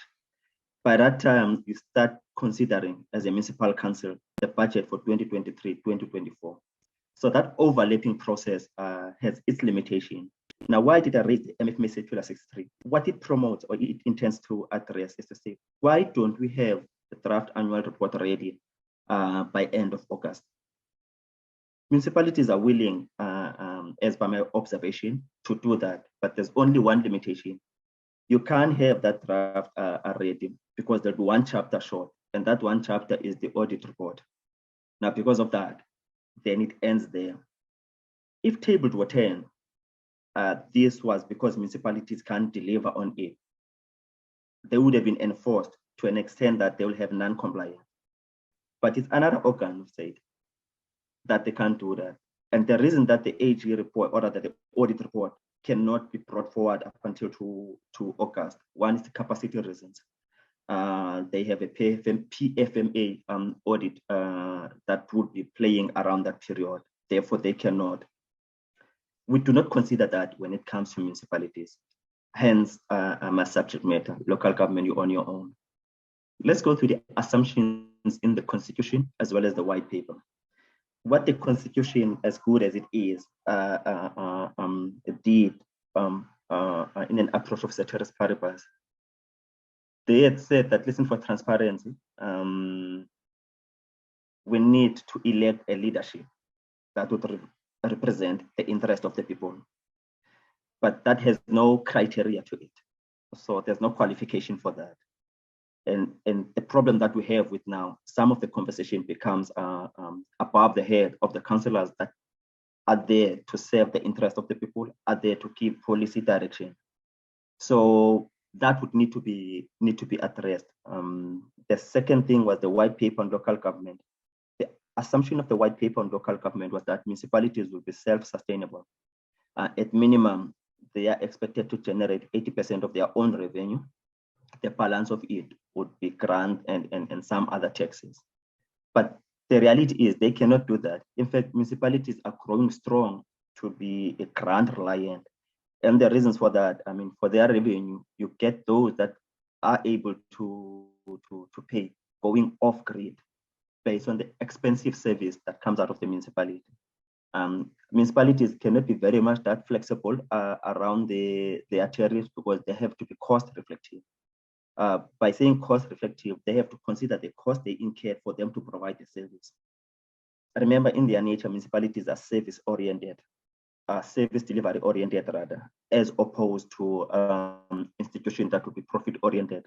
And as much as that is the case, the other addition to this is that who municipalities work with, one of them would be ESCOM, where they purchase electricity in bulk.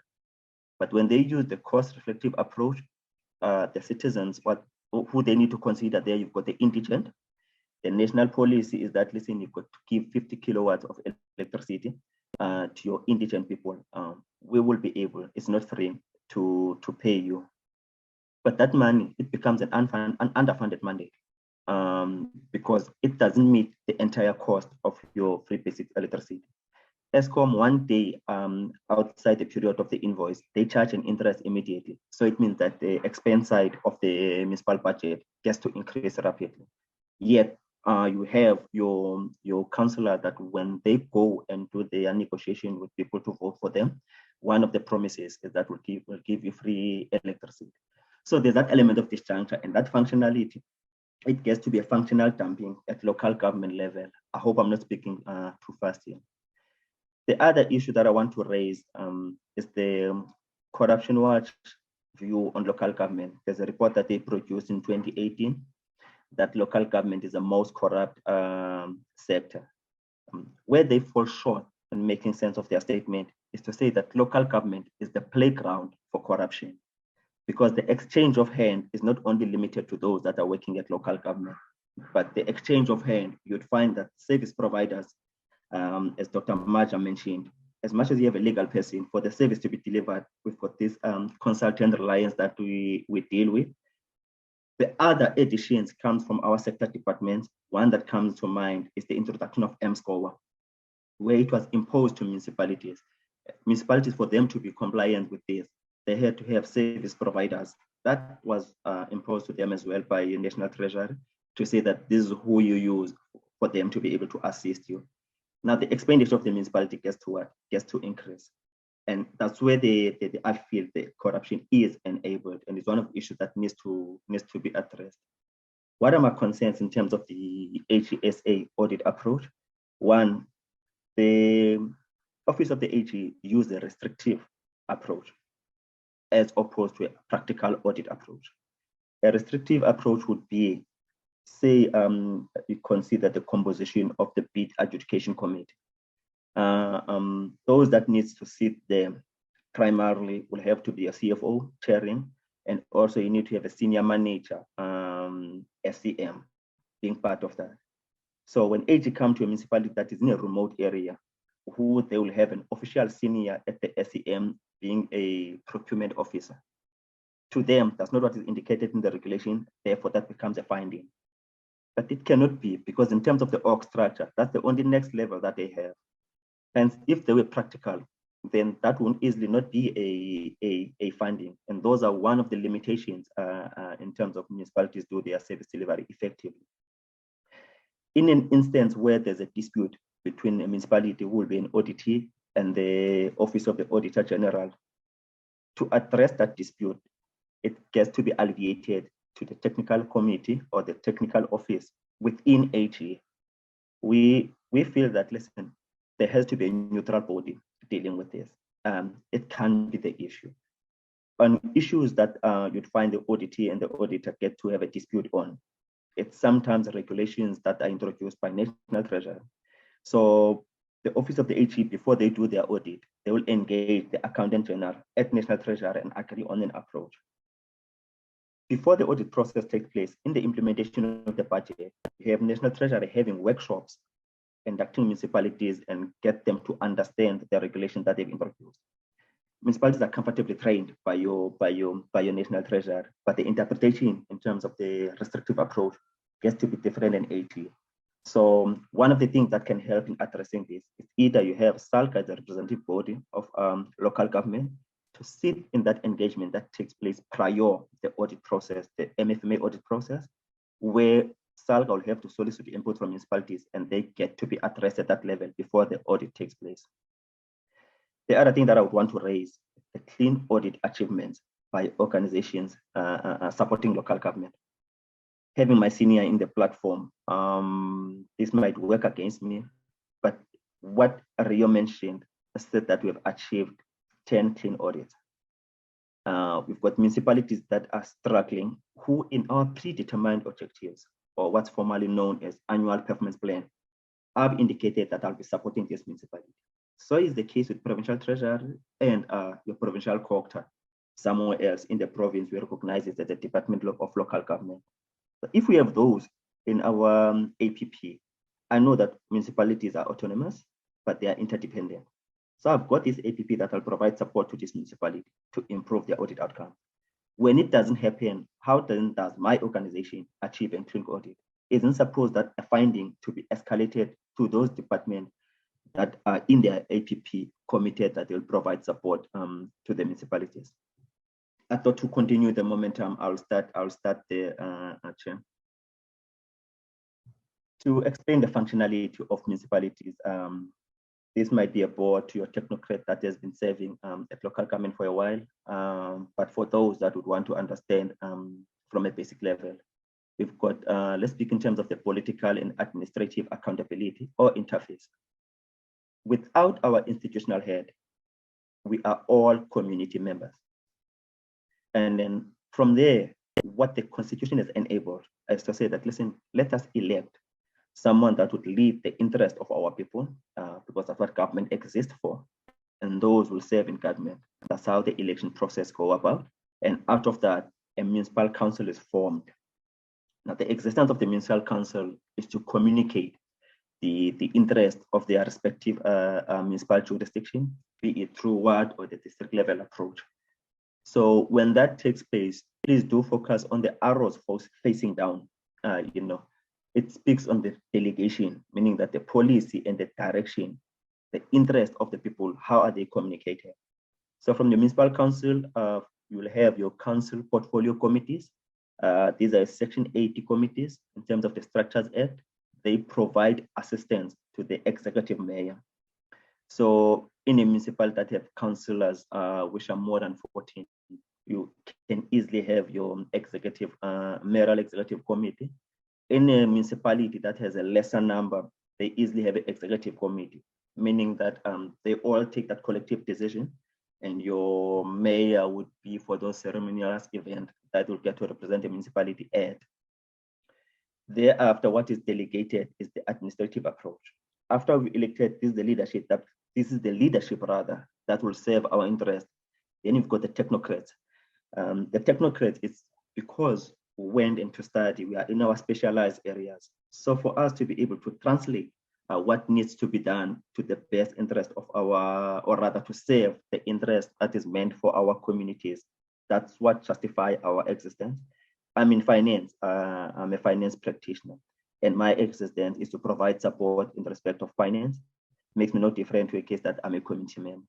Where there's a flaw as well here, for some reasons, the moment that we get into our institutional head, we seem to be, for lack of a better word, ones that block, the ease of delivering on what is meant for our people. Yet, when we wake up, the first encounter that we have is the municipal services, your water, your electricity, and so forth. One gets to struggle then in terms of logic to understand why would we have electricity issues, which affects all of us when we are community members. Yet when we wear our head of being decision makers, we make them not to the best interest of our people. That's basically what this means, Chair. On the far right, in terms of the screen, the arrow is facing up, is accountability. What is delegated to us is responsibility. Who accounts to? The technocrats below your, where it says top management team, they accounts to the accounting officer. Your CFO in respect of finance, those are the delegated functions. You can easily have your director community services and so forth. They get to report to the accounting officer in terms of the KPIs that we indicated, what needs to be achieved. The accounting officer accounts to the executive, is either the mayoral committee or the executive committee, and ultimately the executive mayor. Executive mayor accounts to the municipal council. The municipal council made up of all the councillors that were elected by us at our respective communities. They come and account to us. They're supposed to rather come and account to us. When I was engaged by Municipal Edge to come and present, we had hoped that we'll secure a municipal official to present. But in the absence of that, because of the busy week, the premier event, the agricultural event that are taking place, we couldn't have one available. Luckily enough for us as SALGA, we had a PEC Lihotla earlier in the year, I think it was around March. So the information that I'll share with you is as at the end of March, and this is what we got from our counterparts, the Department of Local Government, sharing with us the outcomes of 2021 local government elections. The key issue in the first slide, what they've indicated is the community frustration. Things have changed. It's no longer as the same now. People are aware that you can take your own government to court. If you look at your far right, the landmark court judgment that took place. You've got on your far left, News 24, where Cedarburg Municipality breaks the mold of one-party dominance. Again, that's how people are raising their frustration, saying that, listen, I have no loyalty to a party, but I have loyalty to what needs to be delivered to me as a community member. So if the party doesn't deliver to me, then I take an alternative route. To an extent, some of them decided to be independent. And I think on my next slide, I'll be speaking exactly to that, what resulted into, which is the coalition. So that's what this slide profiles, is that the communities is frustrated and they're showing it in many ways. Also, if the issue that is not taking place in terms of delivery and don't get the satisfactory response from the municipality, community members are aware that you can report this to the MEC. I mean, that can easily be a provincial intervention if there is indeed merit to your submission. In the province, this is in the Western Cape province, we have 16 municipalities that are coalition council. It was 19 the last time I checked that are hung at 16, but 16 that are in coalition council. And then we've got an outright municipalities, which are 9. What's changing currently is the landscape. The potential challenges in sustaining stable governance and administration based on past experiences. One of the key issues is the integrating priorities and ideologies from different political parties. Now, as soon as we've elected the people, there's a competitive called priority process at local government, where we get to decide with the limited budget that is there, what comes first, what needs to be done. And this is where the interest of the communities get lost.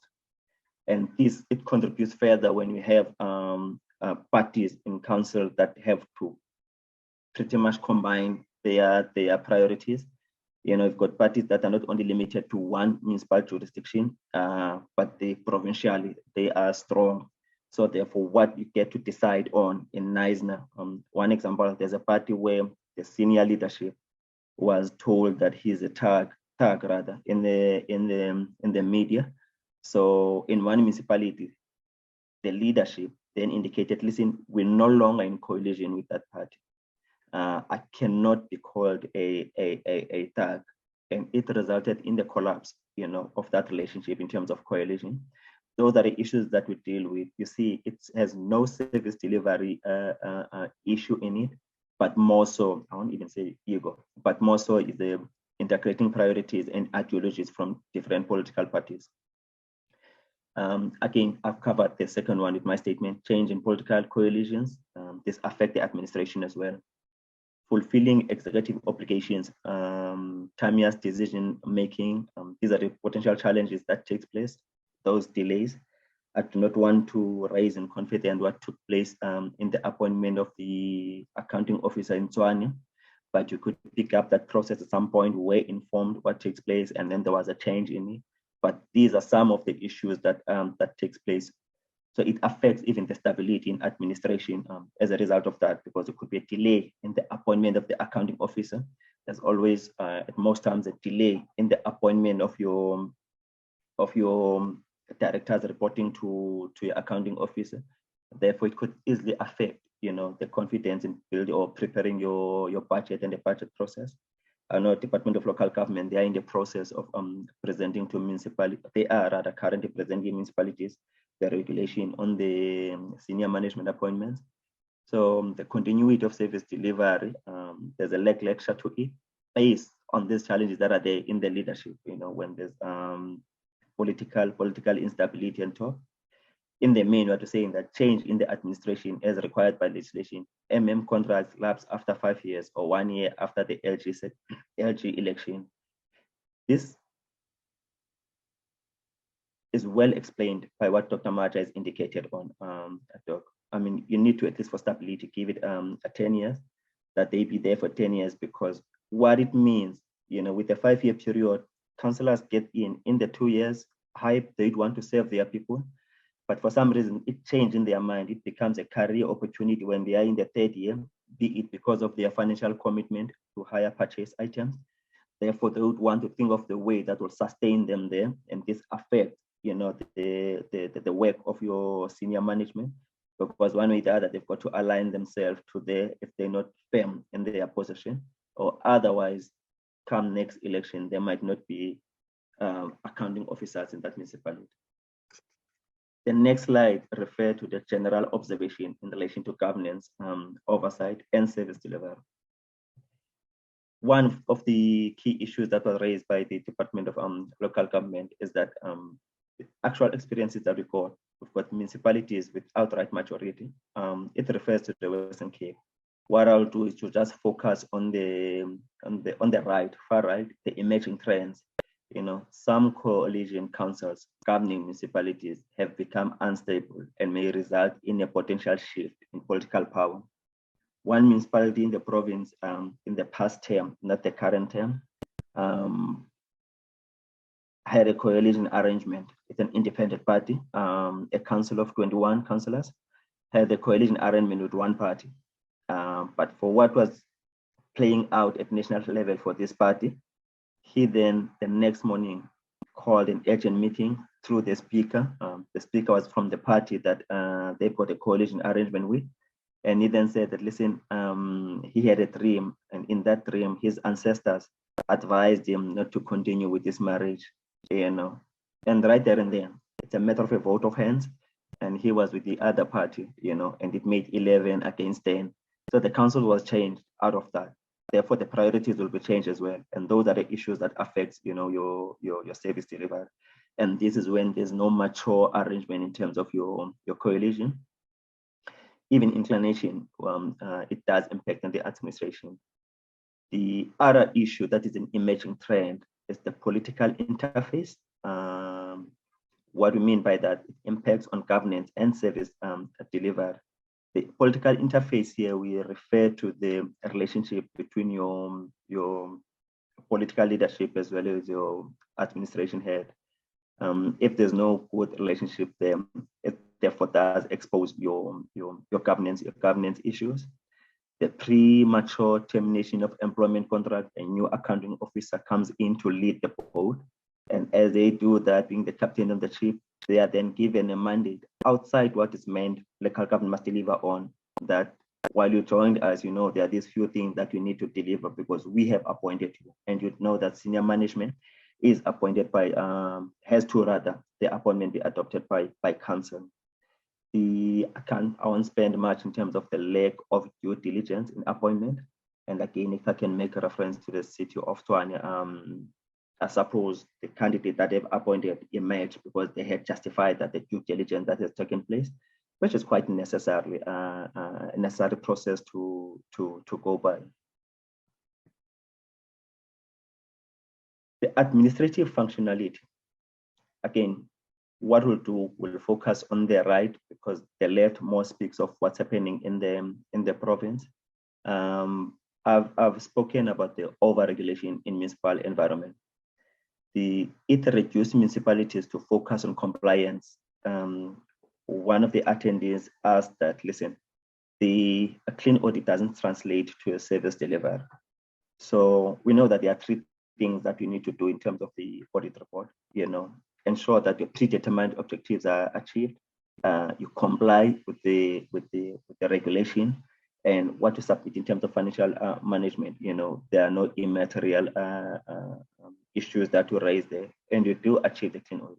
It's not performance-based, and those are one of the key issues that comes out of that. Therefore, your compliance becomes, you know, important over than what we are expected to do. And this is where the gap for your consultant takes place, because it doesn't mean that the function, the operational issues cannot be attended to. So you get to have someone with skills to continue with that while you're focusing on compliance. Those are the issues that we need to address, you know, in that list where Doc has raised of issues that they look forward to address. the misalignment in terms of the organizational structures, the culture, morale, and well-being of staff, implication of new staff. When you speak of misalignment, we need to have the right people in the right position. And those are one of the issues that affect municipalities. So contributing to that, it becomes your skill shortage in critical areas. In areas that are remote, in the province, you've got your Ladysmith area, you've got your Beaufort West area. The issue there is that a small municipality is expected to deliver in terms of the municipal mandate as the same as your metro municipality. And for me to do the same work that is done at metro level, I'd rather go to an area that is economically viable, or, in terms of urban structure, it's a bit better. It would make better sense and place me in a better chance also to get a better salary. So those are the contributing factors that we do find the skill shortage, more so in areas that are rural.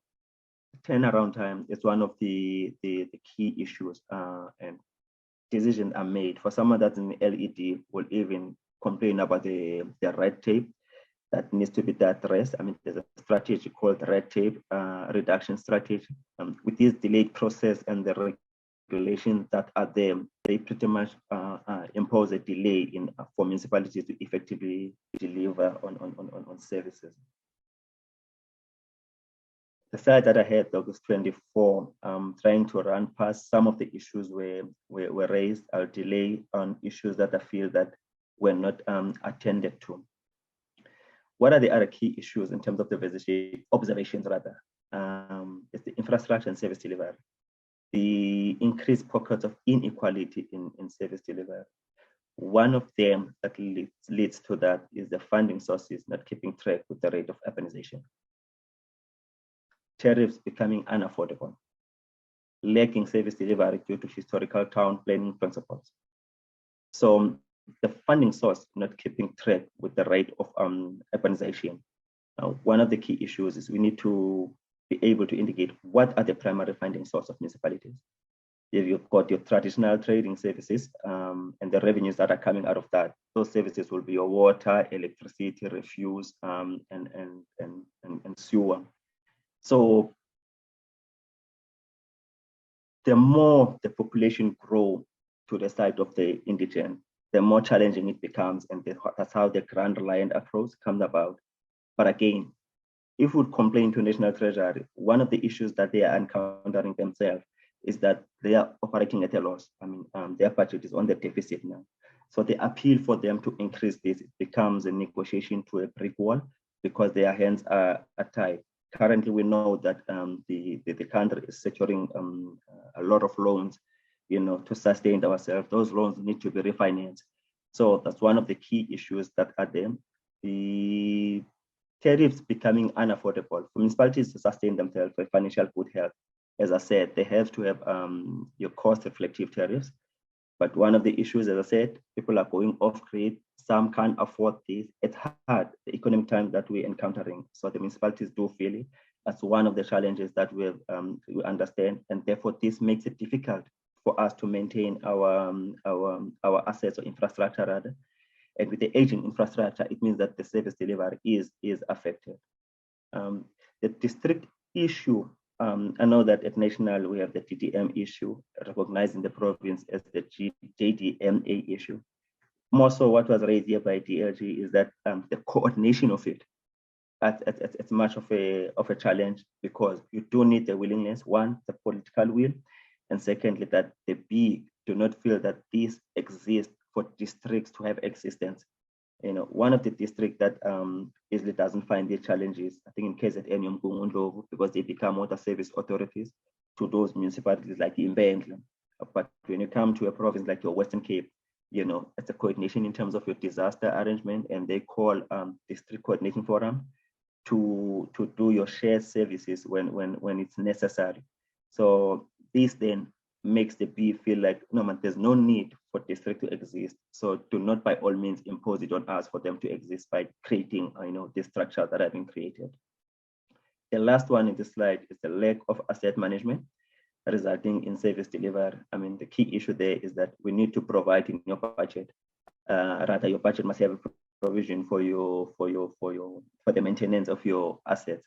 But if it will sustain service delivery, but if there's operational inefficiencies, which is the case in most municipalities, and secondly, in terms of your priorities, you can't fund that assets because there are these priorities that comes up all the time.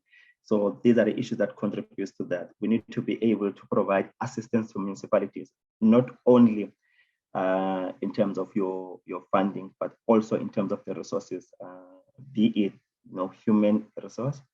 And interestingly enough, you'd find that there's less achievement or success stories in terms of your section 139. And we'd expect that if we observe municipalities have challenges and we do indicate or provide this advice to them, when we're given an opportunity in terms of your provincial intervention, how come we do not come out with a success story? Could it be it's so complex that we understand that it's a challenge municipalities that are dealing with, and it doesn't affect when we pull out, we leave the problem with them? Or is that when we do it, as its complexity, or is that when you're doing it, there's a lack of willingness because people would feel like, listen, you're keeping opportunities for corruption? Those are the conversations that needs to take place. But what I'm introducing to the student, that's what is at play currently at the municipal level. I'll pass this, the municipalities with functional public participation structures in place. It makes a better sense to the communities because they get to be updated on everything that takes place and also get to understand. In such instances, you barely do get protests from your community. This is your municipal accountability cycle. What I'm saying that if anything didn't make sense and you want to understand local government, this is the start and end of local government. Outside this, of course, governance perspective, more so in finance. Outside this, it's your spatial planning rather, exercises that are happening outside the finance area. Where does the municipality start when they're about to operate? They have to have a 5-year strategy called an IDP, but that IDP must be costed. That's how then they say that, that's why rather they say that there should be an alignment between your IDP and budget. And in layman terms, to understand the two is that your budget is your IDP in words, and your IDP is your budget in figures. So there has to be the same information coming out of that. How do we then get to measure that? When we've agreed as a budget is adopted, there's an SDP that gets to be adopted. Regulation 15, subsection 3 of your municipal budget and reporting regulation does indicate that, listen, you've got to adopt them at the same time. MFMA is to say 14 and 28 days, but the regulation indicates that even from the period of when you table your budget, what does the SDP then show or reflect? It breaks down your 5-year strategy, indicating that what needs to be achieved in this year, and what are the KPI indicators that will be achieved. So it makes it easier to measure your IDP budget performance.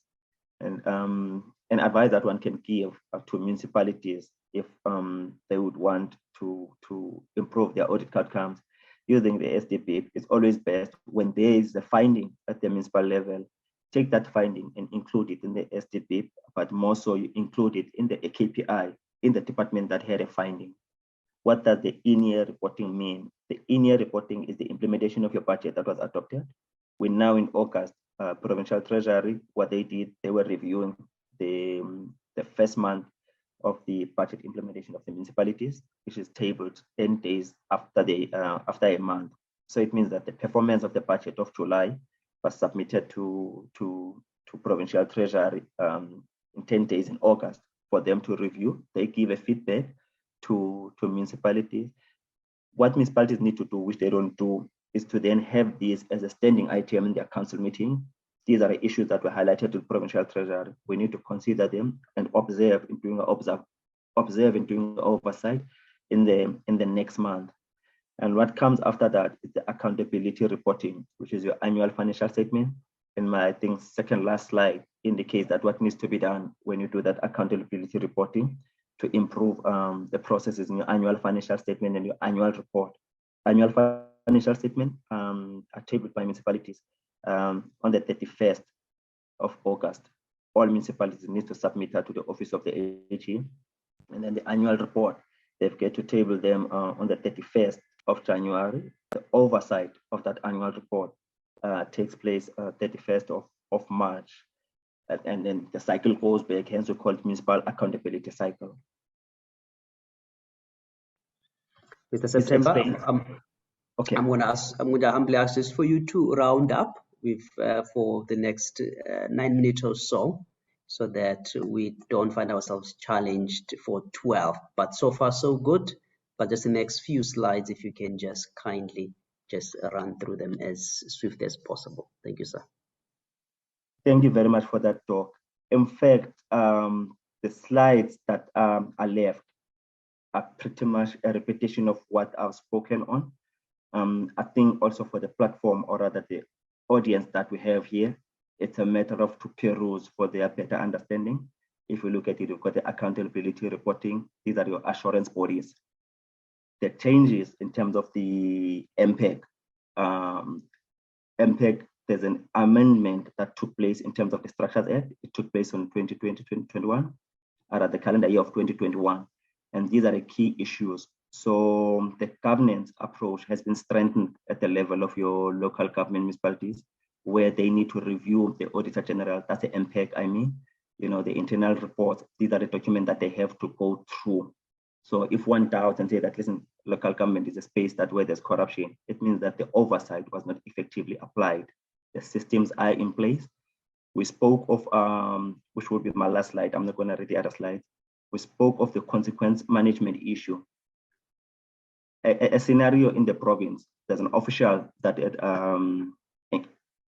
participated in a financial misconduct, but then resigned. After he resigned, he later resurfaced as a councillor. Now, the question that we asked, can they then continue with the disciplinary process? And what the financial misconduct encourages is that, listen, as long as the culprit, you chase the culprit, not the institutional position of the individual. So there are systems in place that you address the financial misconduct and the corrupt activities that happen to take place at the municipal level. So you no longer resign and you get to be free out of what you've done. I mean, even subs, you can bring them on board. What is omitted on this slide is that the Auditor General has also been given power in terms of their Public Audit Amendment Act, that you can use your investigation team, including your SAPs as well, to investigate and follow through. If there's a finding that is recurring at municipal level, the accounting officer will be issued with the death certificate or certificate of death, not necessarily passing on. This further explains, Chairperson, I wouldn't want to kill the momentum in the room. Otherwise, the slides here pretty much explains further what I referred to earlier on in the slide. May I please be allowed to rather stop you? No, by all means. Thank you for that. You know, for once, I feel that we definitely need to do more of these, honestly, in terms of just unpacking our local government, and also importantly, learning from those who are producing good results. We can't shy away from the fact that Western Cape is doing a good job. I know that there are challenges as well. You have made mention of them, especially from the political side, those coalitions that are taking place and the examples that we have cited, which we appreciate, because it's always good as well. Yes, we appreciate the theory. I've said that before, but also what is really happening on the ground in municipalities, the actual application and implementation of all of these laws and regulations that are out there and the happenings in local government. So it's always good to hear it from the horse's mouth than just the theory as well as the media, because some people are mostly that's where they just get the information from with regards to local government. So thank you so much, sir, from just coming up with those examples and cases that are actually taking place in our local government. We appreciate it, and definitely we'll be sharing the presentations and also the recordings as indicated. At this time, let me bring in Mr. Daniel Nolte, just to also add on to what Mr. September has touched on in terms of his responses from that practical perspective of our local government. Mr. Daniel Nolte has indicated over 40 years in local government in various roles. I'm quite certain he has a thing or two to share, but he will do so in a very few words because he'll also be joining us for the other sessions that are to come in the next coming weeks. Mr. Nolte, over to you, sir. Thank you, Dr. Ngobo, and yeah, good day to all the participants and panelists. And I must say, I'm intrigued by the discussion so far. The presentations were excellent, and it's very thought-provoking. You know, right from the start, from Rio Nolutshungu, you know, he pointed out that we serve the public. That is what you're looking at if you're a public servant, and that's the attitude where you have to start off with. And something else that he mentioned triggered my mind, because I'm very much focused on asset management, you know, for the last 20 years now in local government. Before that, I was involved in the finance management, etc. But and even for the Auditor General, but you know, the institutional systems that are generated, that are put in place, that is very important over and above, you know, the professionalism of the human resources. Professionalizing, it's a difficult word.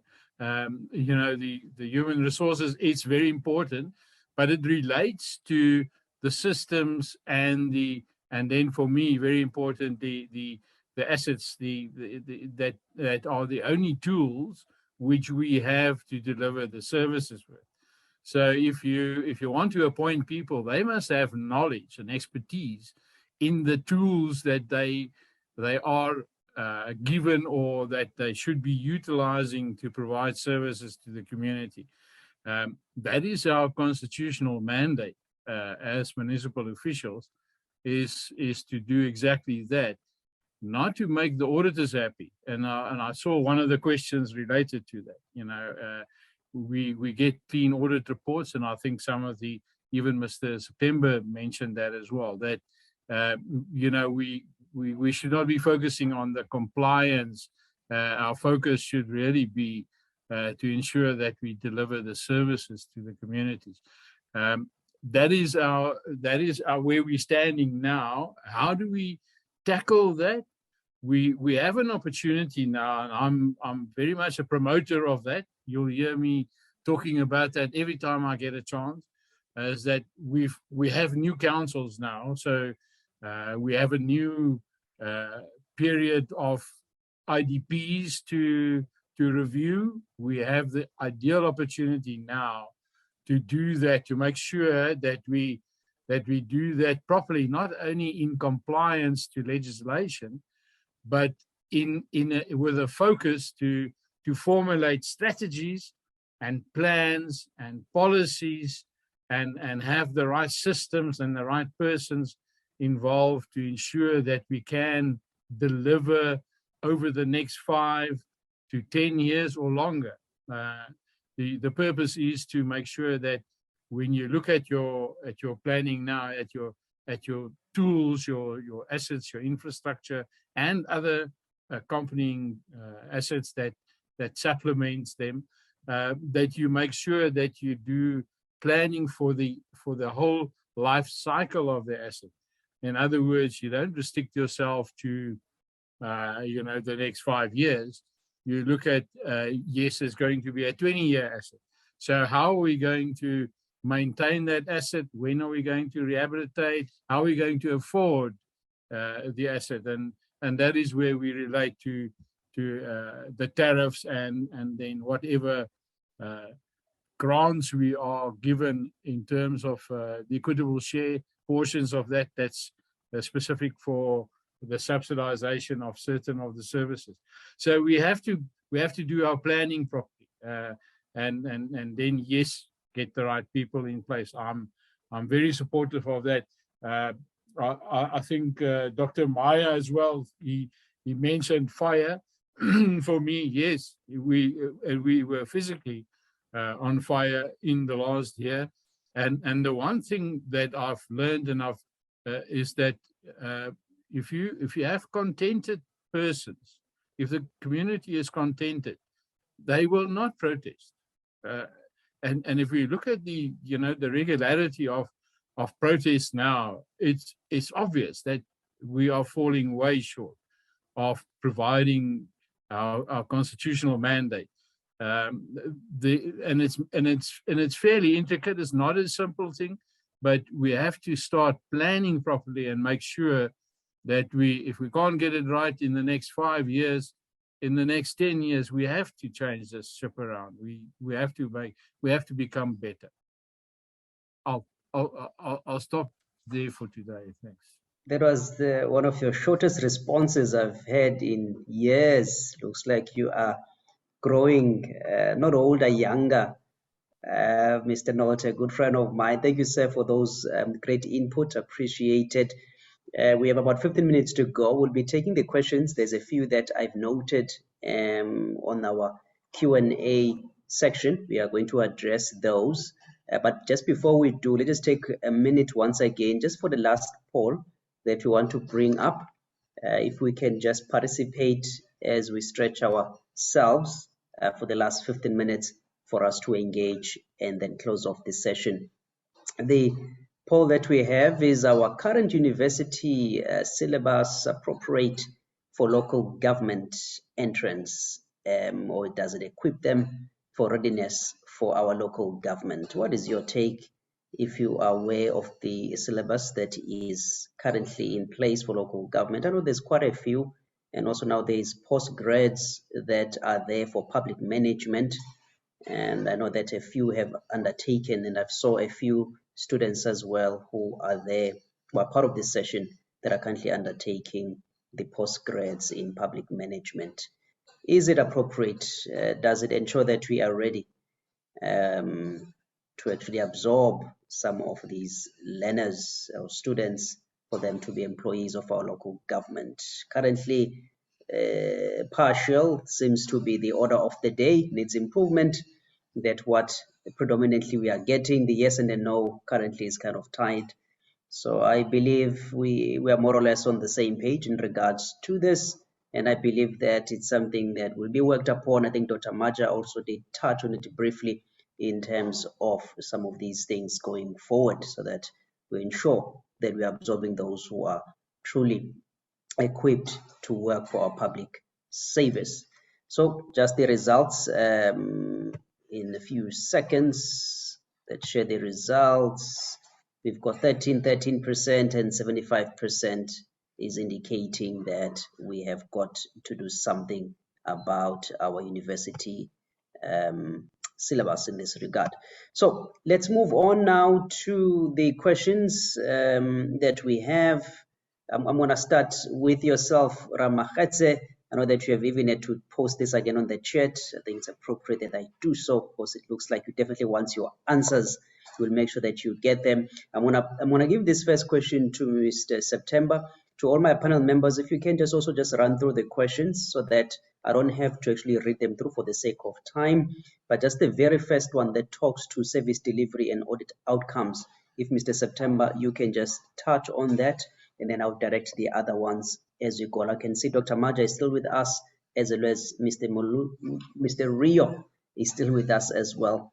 Then they can just respond to the other questions that are here. This September, on the first one, audit outcomes and the linkage to service delivery, your viewpoints on that as per the question posed.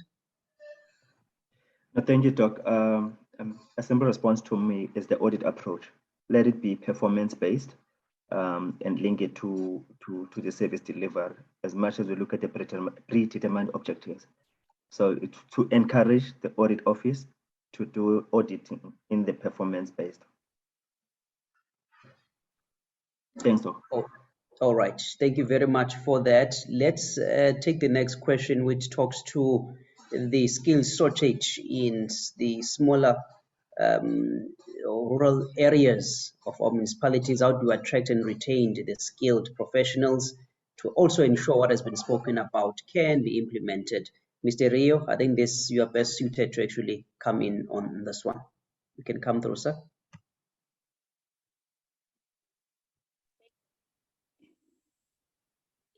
Are you calling upon me, Dr. Noble, to answer? Yebo, sir. If we can just touch on that skill shortage in our rural municipalities as to how can we ensure that we can attract and also implement what we have just talked about in terms of professionalization of our local government. Is that the question from Rea Mahotse? Yebo, sir. Okay, let's look at it this way. The struggles that small rural municipalities are experiencing in terms of retaining and attracting skills is a multi-dimensional challenge. It is first and foremost a challenge of the labor market dynamics, in the sense that the workforce, for the most part, generally wishes to work in the main regional centers. It's also a matter of the supply and demands of the labor market, as much as it's also a matter of pay itself. Because the smaller municipalities, generally, as you know, Dr. Ngobo, pay at a much lower level than your secondary cities and the metros. But if you look at the problem from the prism of its solution in respect of the approach we advocate for to professionalize local government, and one assumes we would have been successful in establishing this overarching body that will have the role of setting professionalization norms and standards, monitoring the efficacy of the professionalization system, monitoring the practice, and also monitoring compliance with those norms of standards. There would definitely be an opportunity within that independent institution to start pooling the professional resources that they already have at their disposal, because they will have a database of the professional bodies, they'll have a database of the professionals across the landscape of local government. And therefore, they will be in a position to assist in ensuring that those areas that are in greater need of those skills but do not have them at their disposal are in a position where they can be assisted, because the intelligence about where the professionals are within the structure of local government will be at their disposal, and the municipalities themselves would be able to tap into the infrastructure of that agency when they want those professionals. And in that way, you would be then be creating a pipeline or an access pathway for those smaller municipalities to say, we don't even have a town engineer. We don't even have a manager of the treatment works. We are a water services authority. And then we can start looking at focusing on those municipalities that do those skills, and then advocate for those people that possess those skills to be able to be available to those municipalities on a full-time basis, or perhaps on different forms of employment or contracting, to the extent that those skills may be made available to those municipalities. And if you saw earlier on, I also said there are also labor market considerations that must look at.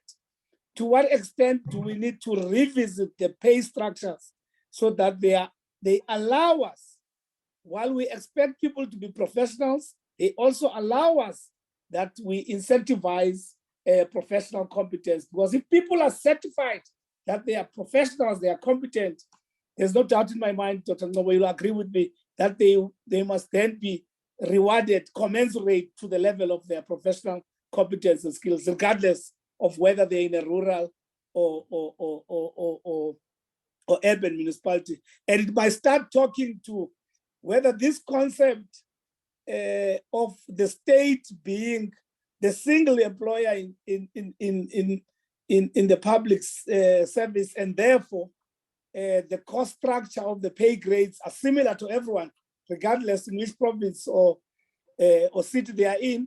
Maybe we might have to see whether in a professionalized public sector, what opportunities lie to extend the responsibility of the fiscus to those municipalities that may not be based on their revenue, infrastructure and capabilities, be able to attract those particular skills. So there are many considerations that one way need to apply to resolve that problem. As it stands now, we regard it as a labor market and an attraction problem, but I think there are instruments in the policy reform space that we can consider to respond to such a problem, so that all municipalities, as part of the professionalization mantra, have competent people in the areas of critical skills, because the areas of critical skills are exactly the ones that give you the opportunity and the ability to deliver a service according to a prescribed and common standard. So in other words, if you are a rural municipality, you need a qualified engineer. You must get the qualified engineer. And it becomes our job to make sure that there are mechanisms for doing so. Certainly. So let's take this question before you drop the mic on your side from Simpiwe Zengwa. So you might have seen that one in terms of the SALGA's position on this troubling trend of political appointees. What is the position of SALGA in this regard, where they don't seem to be qualified, but somehow they're being absorbed by the system? What is your take on that? Well, our take is that if we venture into the professionalization arena, we clearly are going to overhaul that system, because what anchors the professionalization mantra is the licensing of professionals, is professional competence, which also means that, as Dr. Maja was saying, you subject those people to verification checks, to qualification checks. You also ensure that they are licensed. So that would mean, even though those that are coming in politically, and they are coming in strictly on the basis that they have political proximity, they are not going to make it in future if our intentions from a legal reform point of view make the light of day. Of course, the system can still, like you see in the American, Canadian, and other models in the world, it could still create space for employees who are fulfilling political role-playing roles and posts, but they still would need the requirements of professionalization as set out. So if you're a mayor, you want a spokesperson, or you want a strategic advisor, they would have to fulfill the requirements of professionalization. What might be different might be the tenure of their employment, because it will have to be aligned or linked to the term of that political office. But strictly the same thing that you see in local government in America. If someone is a strategic advisor of the mayor, or they may be an advisor to a president who's elected, it's no different from what you see in the Western world. But the bottom line is that they must meet the requirements of entering the system, part of which would be licensing, as well as they meet the competence and other related requirements. So no different from everyone. Certainly, and well put, sir. Thank you so much for that. To everyone, I know we've got 5 minutes, but I'm going to kindly ask just for an additional 5 minutes extra from 12. But for those who need to log off, you can do so. But just last 5 minutes for us just to finish off these last few ones. Because also I just want to bring in Dr. Maja to address some of the questions that have been put in. I can see from Zolofelo, Tabo. I'm sure, Dr. Maja, you have read through those questions as to whether is NSG to blame for the challenges of public service and local government in particular. Maybe then you can just share some of your thoughts on that, and then just touch on the other questions as well that have been posed. Over to you, sir. Oh, thank you very much. Maybe let me start with that one, whether is the NSG to blame. Well, again, if I go back to the fire analogy, so now this guy is running down the road, he's on fire. What do we do? Do we say, hey, could that be a fire caused by petrol? Could this guy be playing with gas before he caught fire? Where would he be coming from? We don't do that, right? When there's fire, we just get that blanket and we rush and we cover him, and then we solve the problem. So, yeah, I don't mind if the NSG is to blame, but that brings us nothing.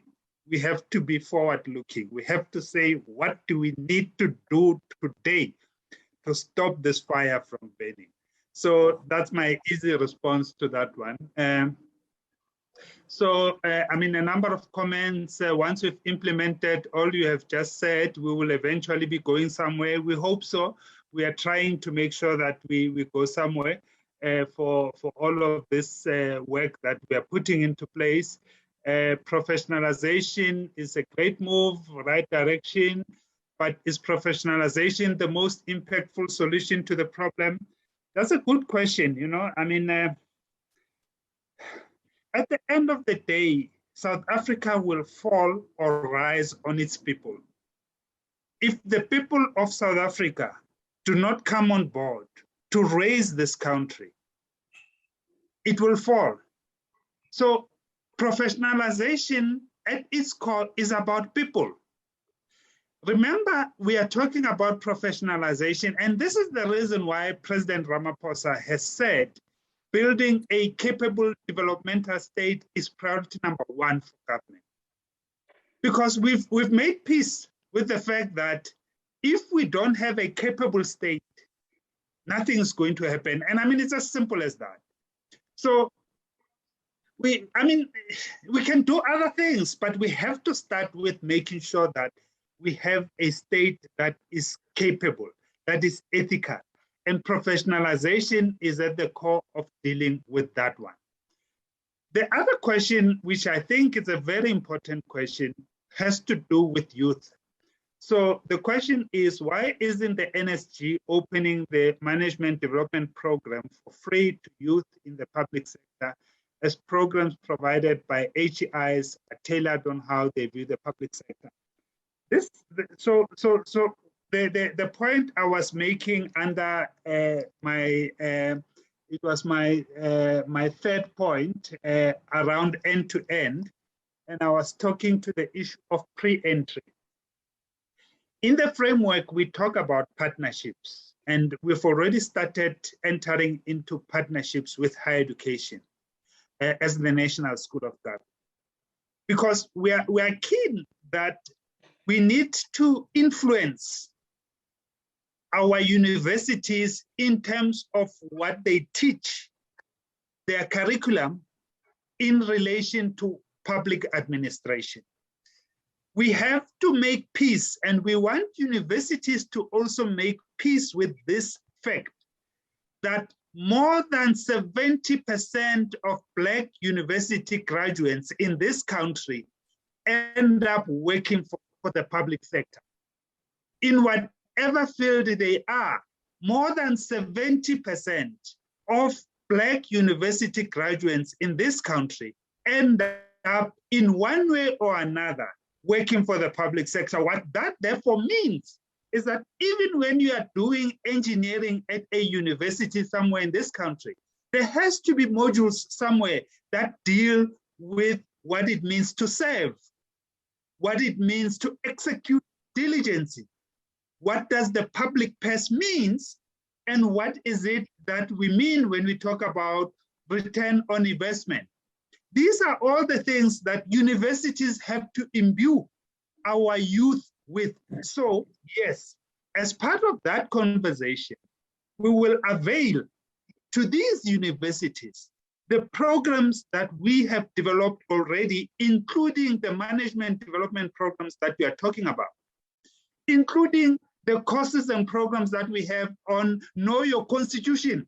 Universities don't teach our kids to know the Constitution. They don't teach our kids about civic duty, because before you even become a public servant, you have to know that there is a cost to you just littering everywhere. There is a cost. That's a civic duty. You can't just litter everywhere without consequences, because it's going to cost government to hire people, to employ people to come and clean your litter. So we will deal with that, and I think that's a very valid point there. Chair, and then the other one, Yvonne, I hear your point and you're detailing it very well, but I'm not sure whether I can help. I see your pain and I feel it, but those problems that you're talking about are really part of the problems that we have when we don't have a professionalized public sector. And we really hope that all those billions and millions that we are losing, as you put it, will be a thing of the past once we have a professionalized public sector. Maybe let me stop there, Chair. Those are the only ones I could see. No, you've covered all them well, sir. And yeah, we won't blame NSG for anything at any point. Yeah, we are all part and parcel of this, and we shall all work together. No blame games, as rightly put. Thank you so much, sir. Let me give Mr. Rio as our senior as well here. Pardon me, Mr. Nolte and September because of time. But Mr. Rio, just in 2 minutes, just your last words as well, and then I'll just close off.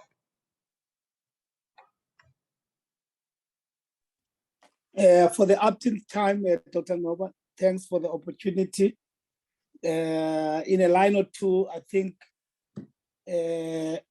my sign-off note would be we have a lot to do ahead of us. And it's going to take a monumental effort, and it's going to take everyone being on board for us to succeed. As well as it's going to take going through very challenging moments where we have to make some sound strategic choices about the way forward. But let us not assume that professionalization, because it is a force of enablement as a phenomenon, as a discipline, as a practice. Let's not think all the solutions to our problem lie in the professionalization.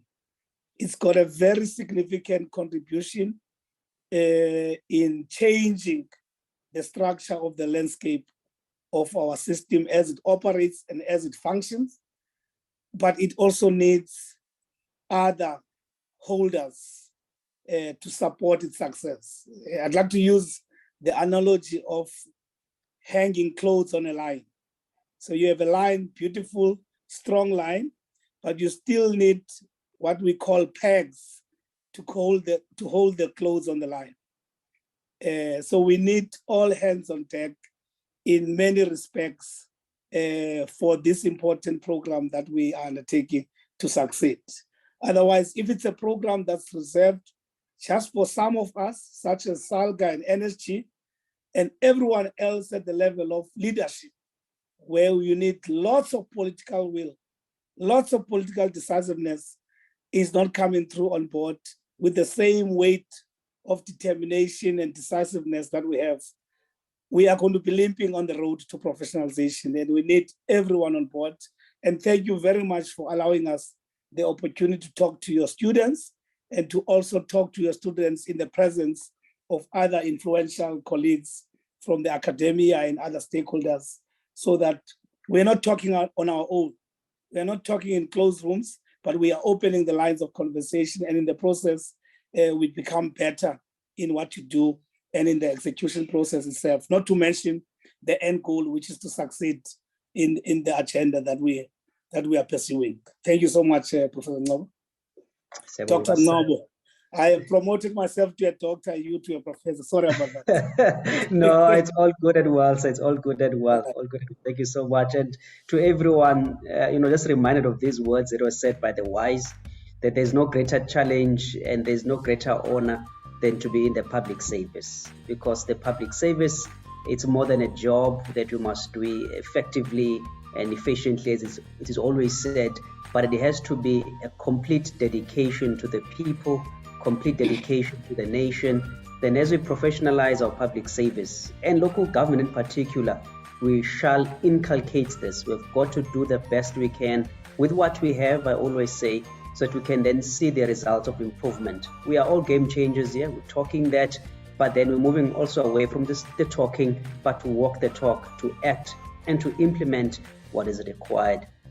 With those words, thank you so much to the speakers, our panel members, as well as the participants who've posed very good questions, the comments that have been put through. We appreciate them so much. And also to Future Cities Africa, the Municipal Edge team as well. Thank you so much for doing such a good job in putting this together. We hope it's a good platform that's been created, and we shall keep at it and also involve others as we shape and mold what is required for our local government and public service as well in its entirety. So with those words, thank you very much, and we look forward to seeing you once again next week, same time at 9 a.m. on Friday on the Zoom platform, and trusting we shall have another very good session. Siyabonga, God bless, and keep well.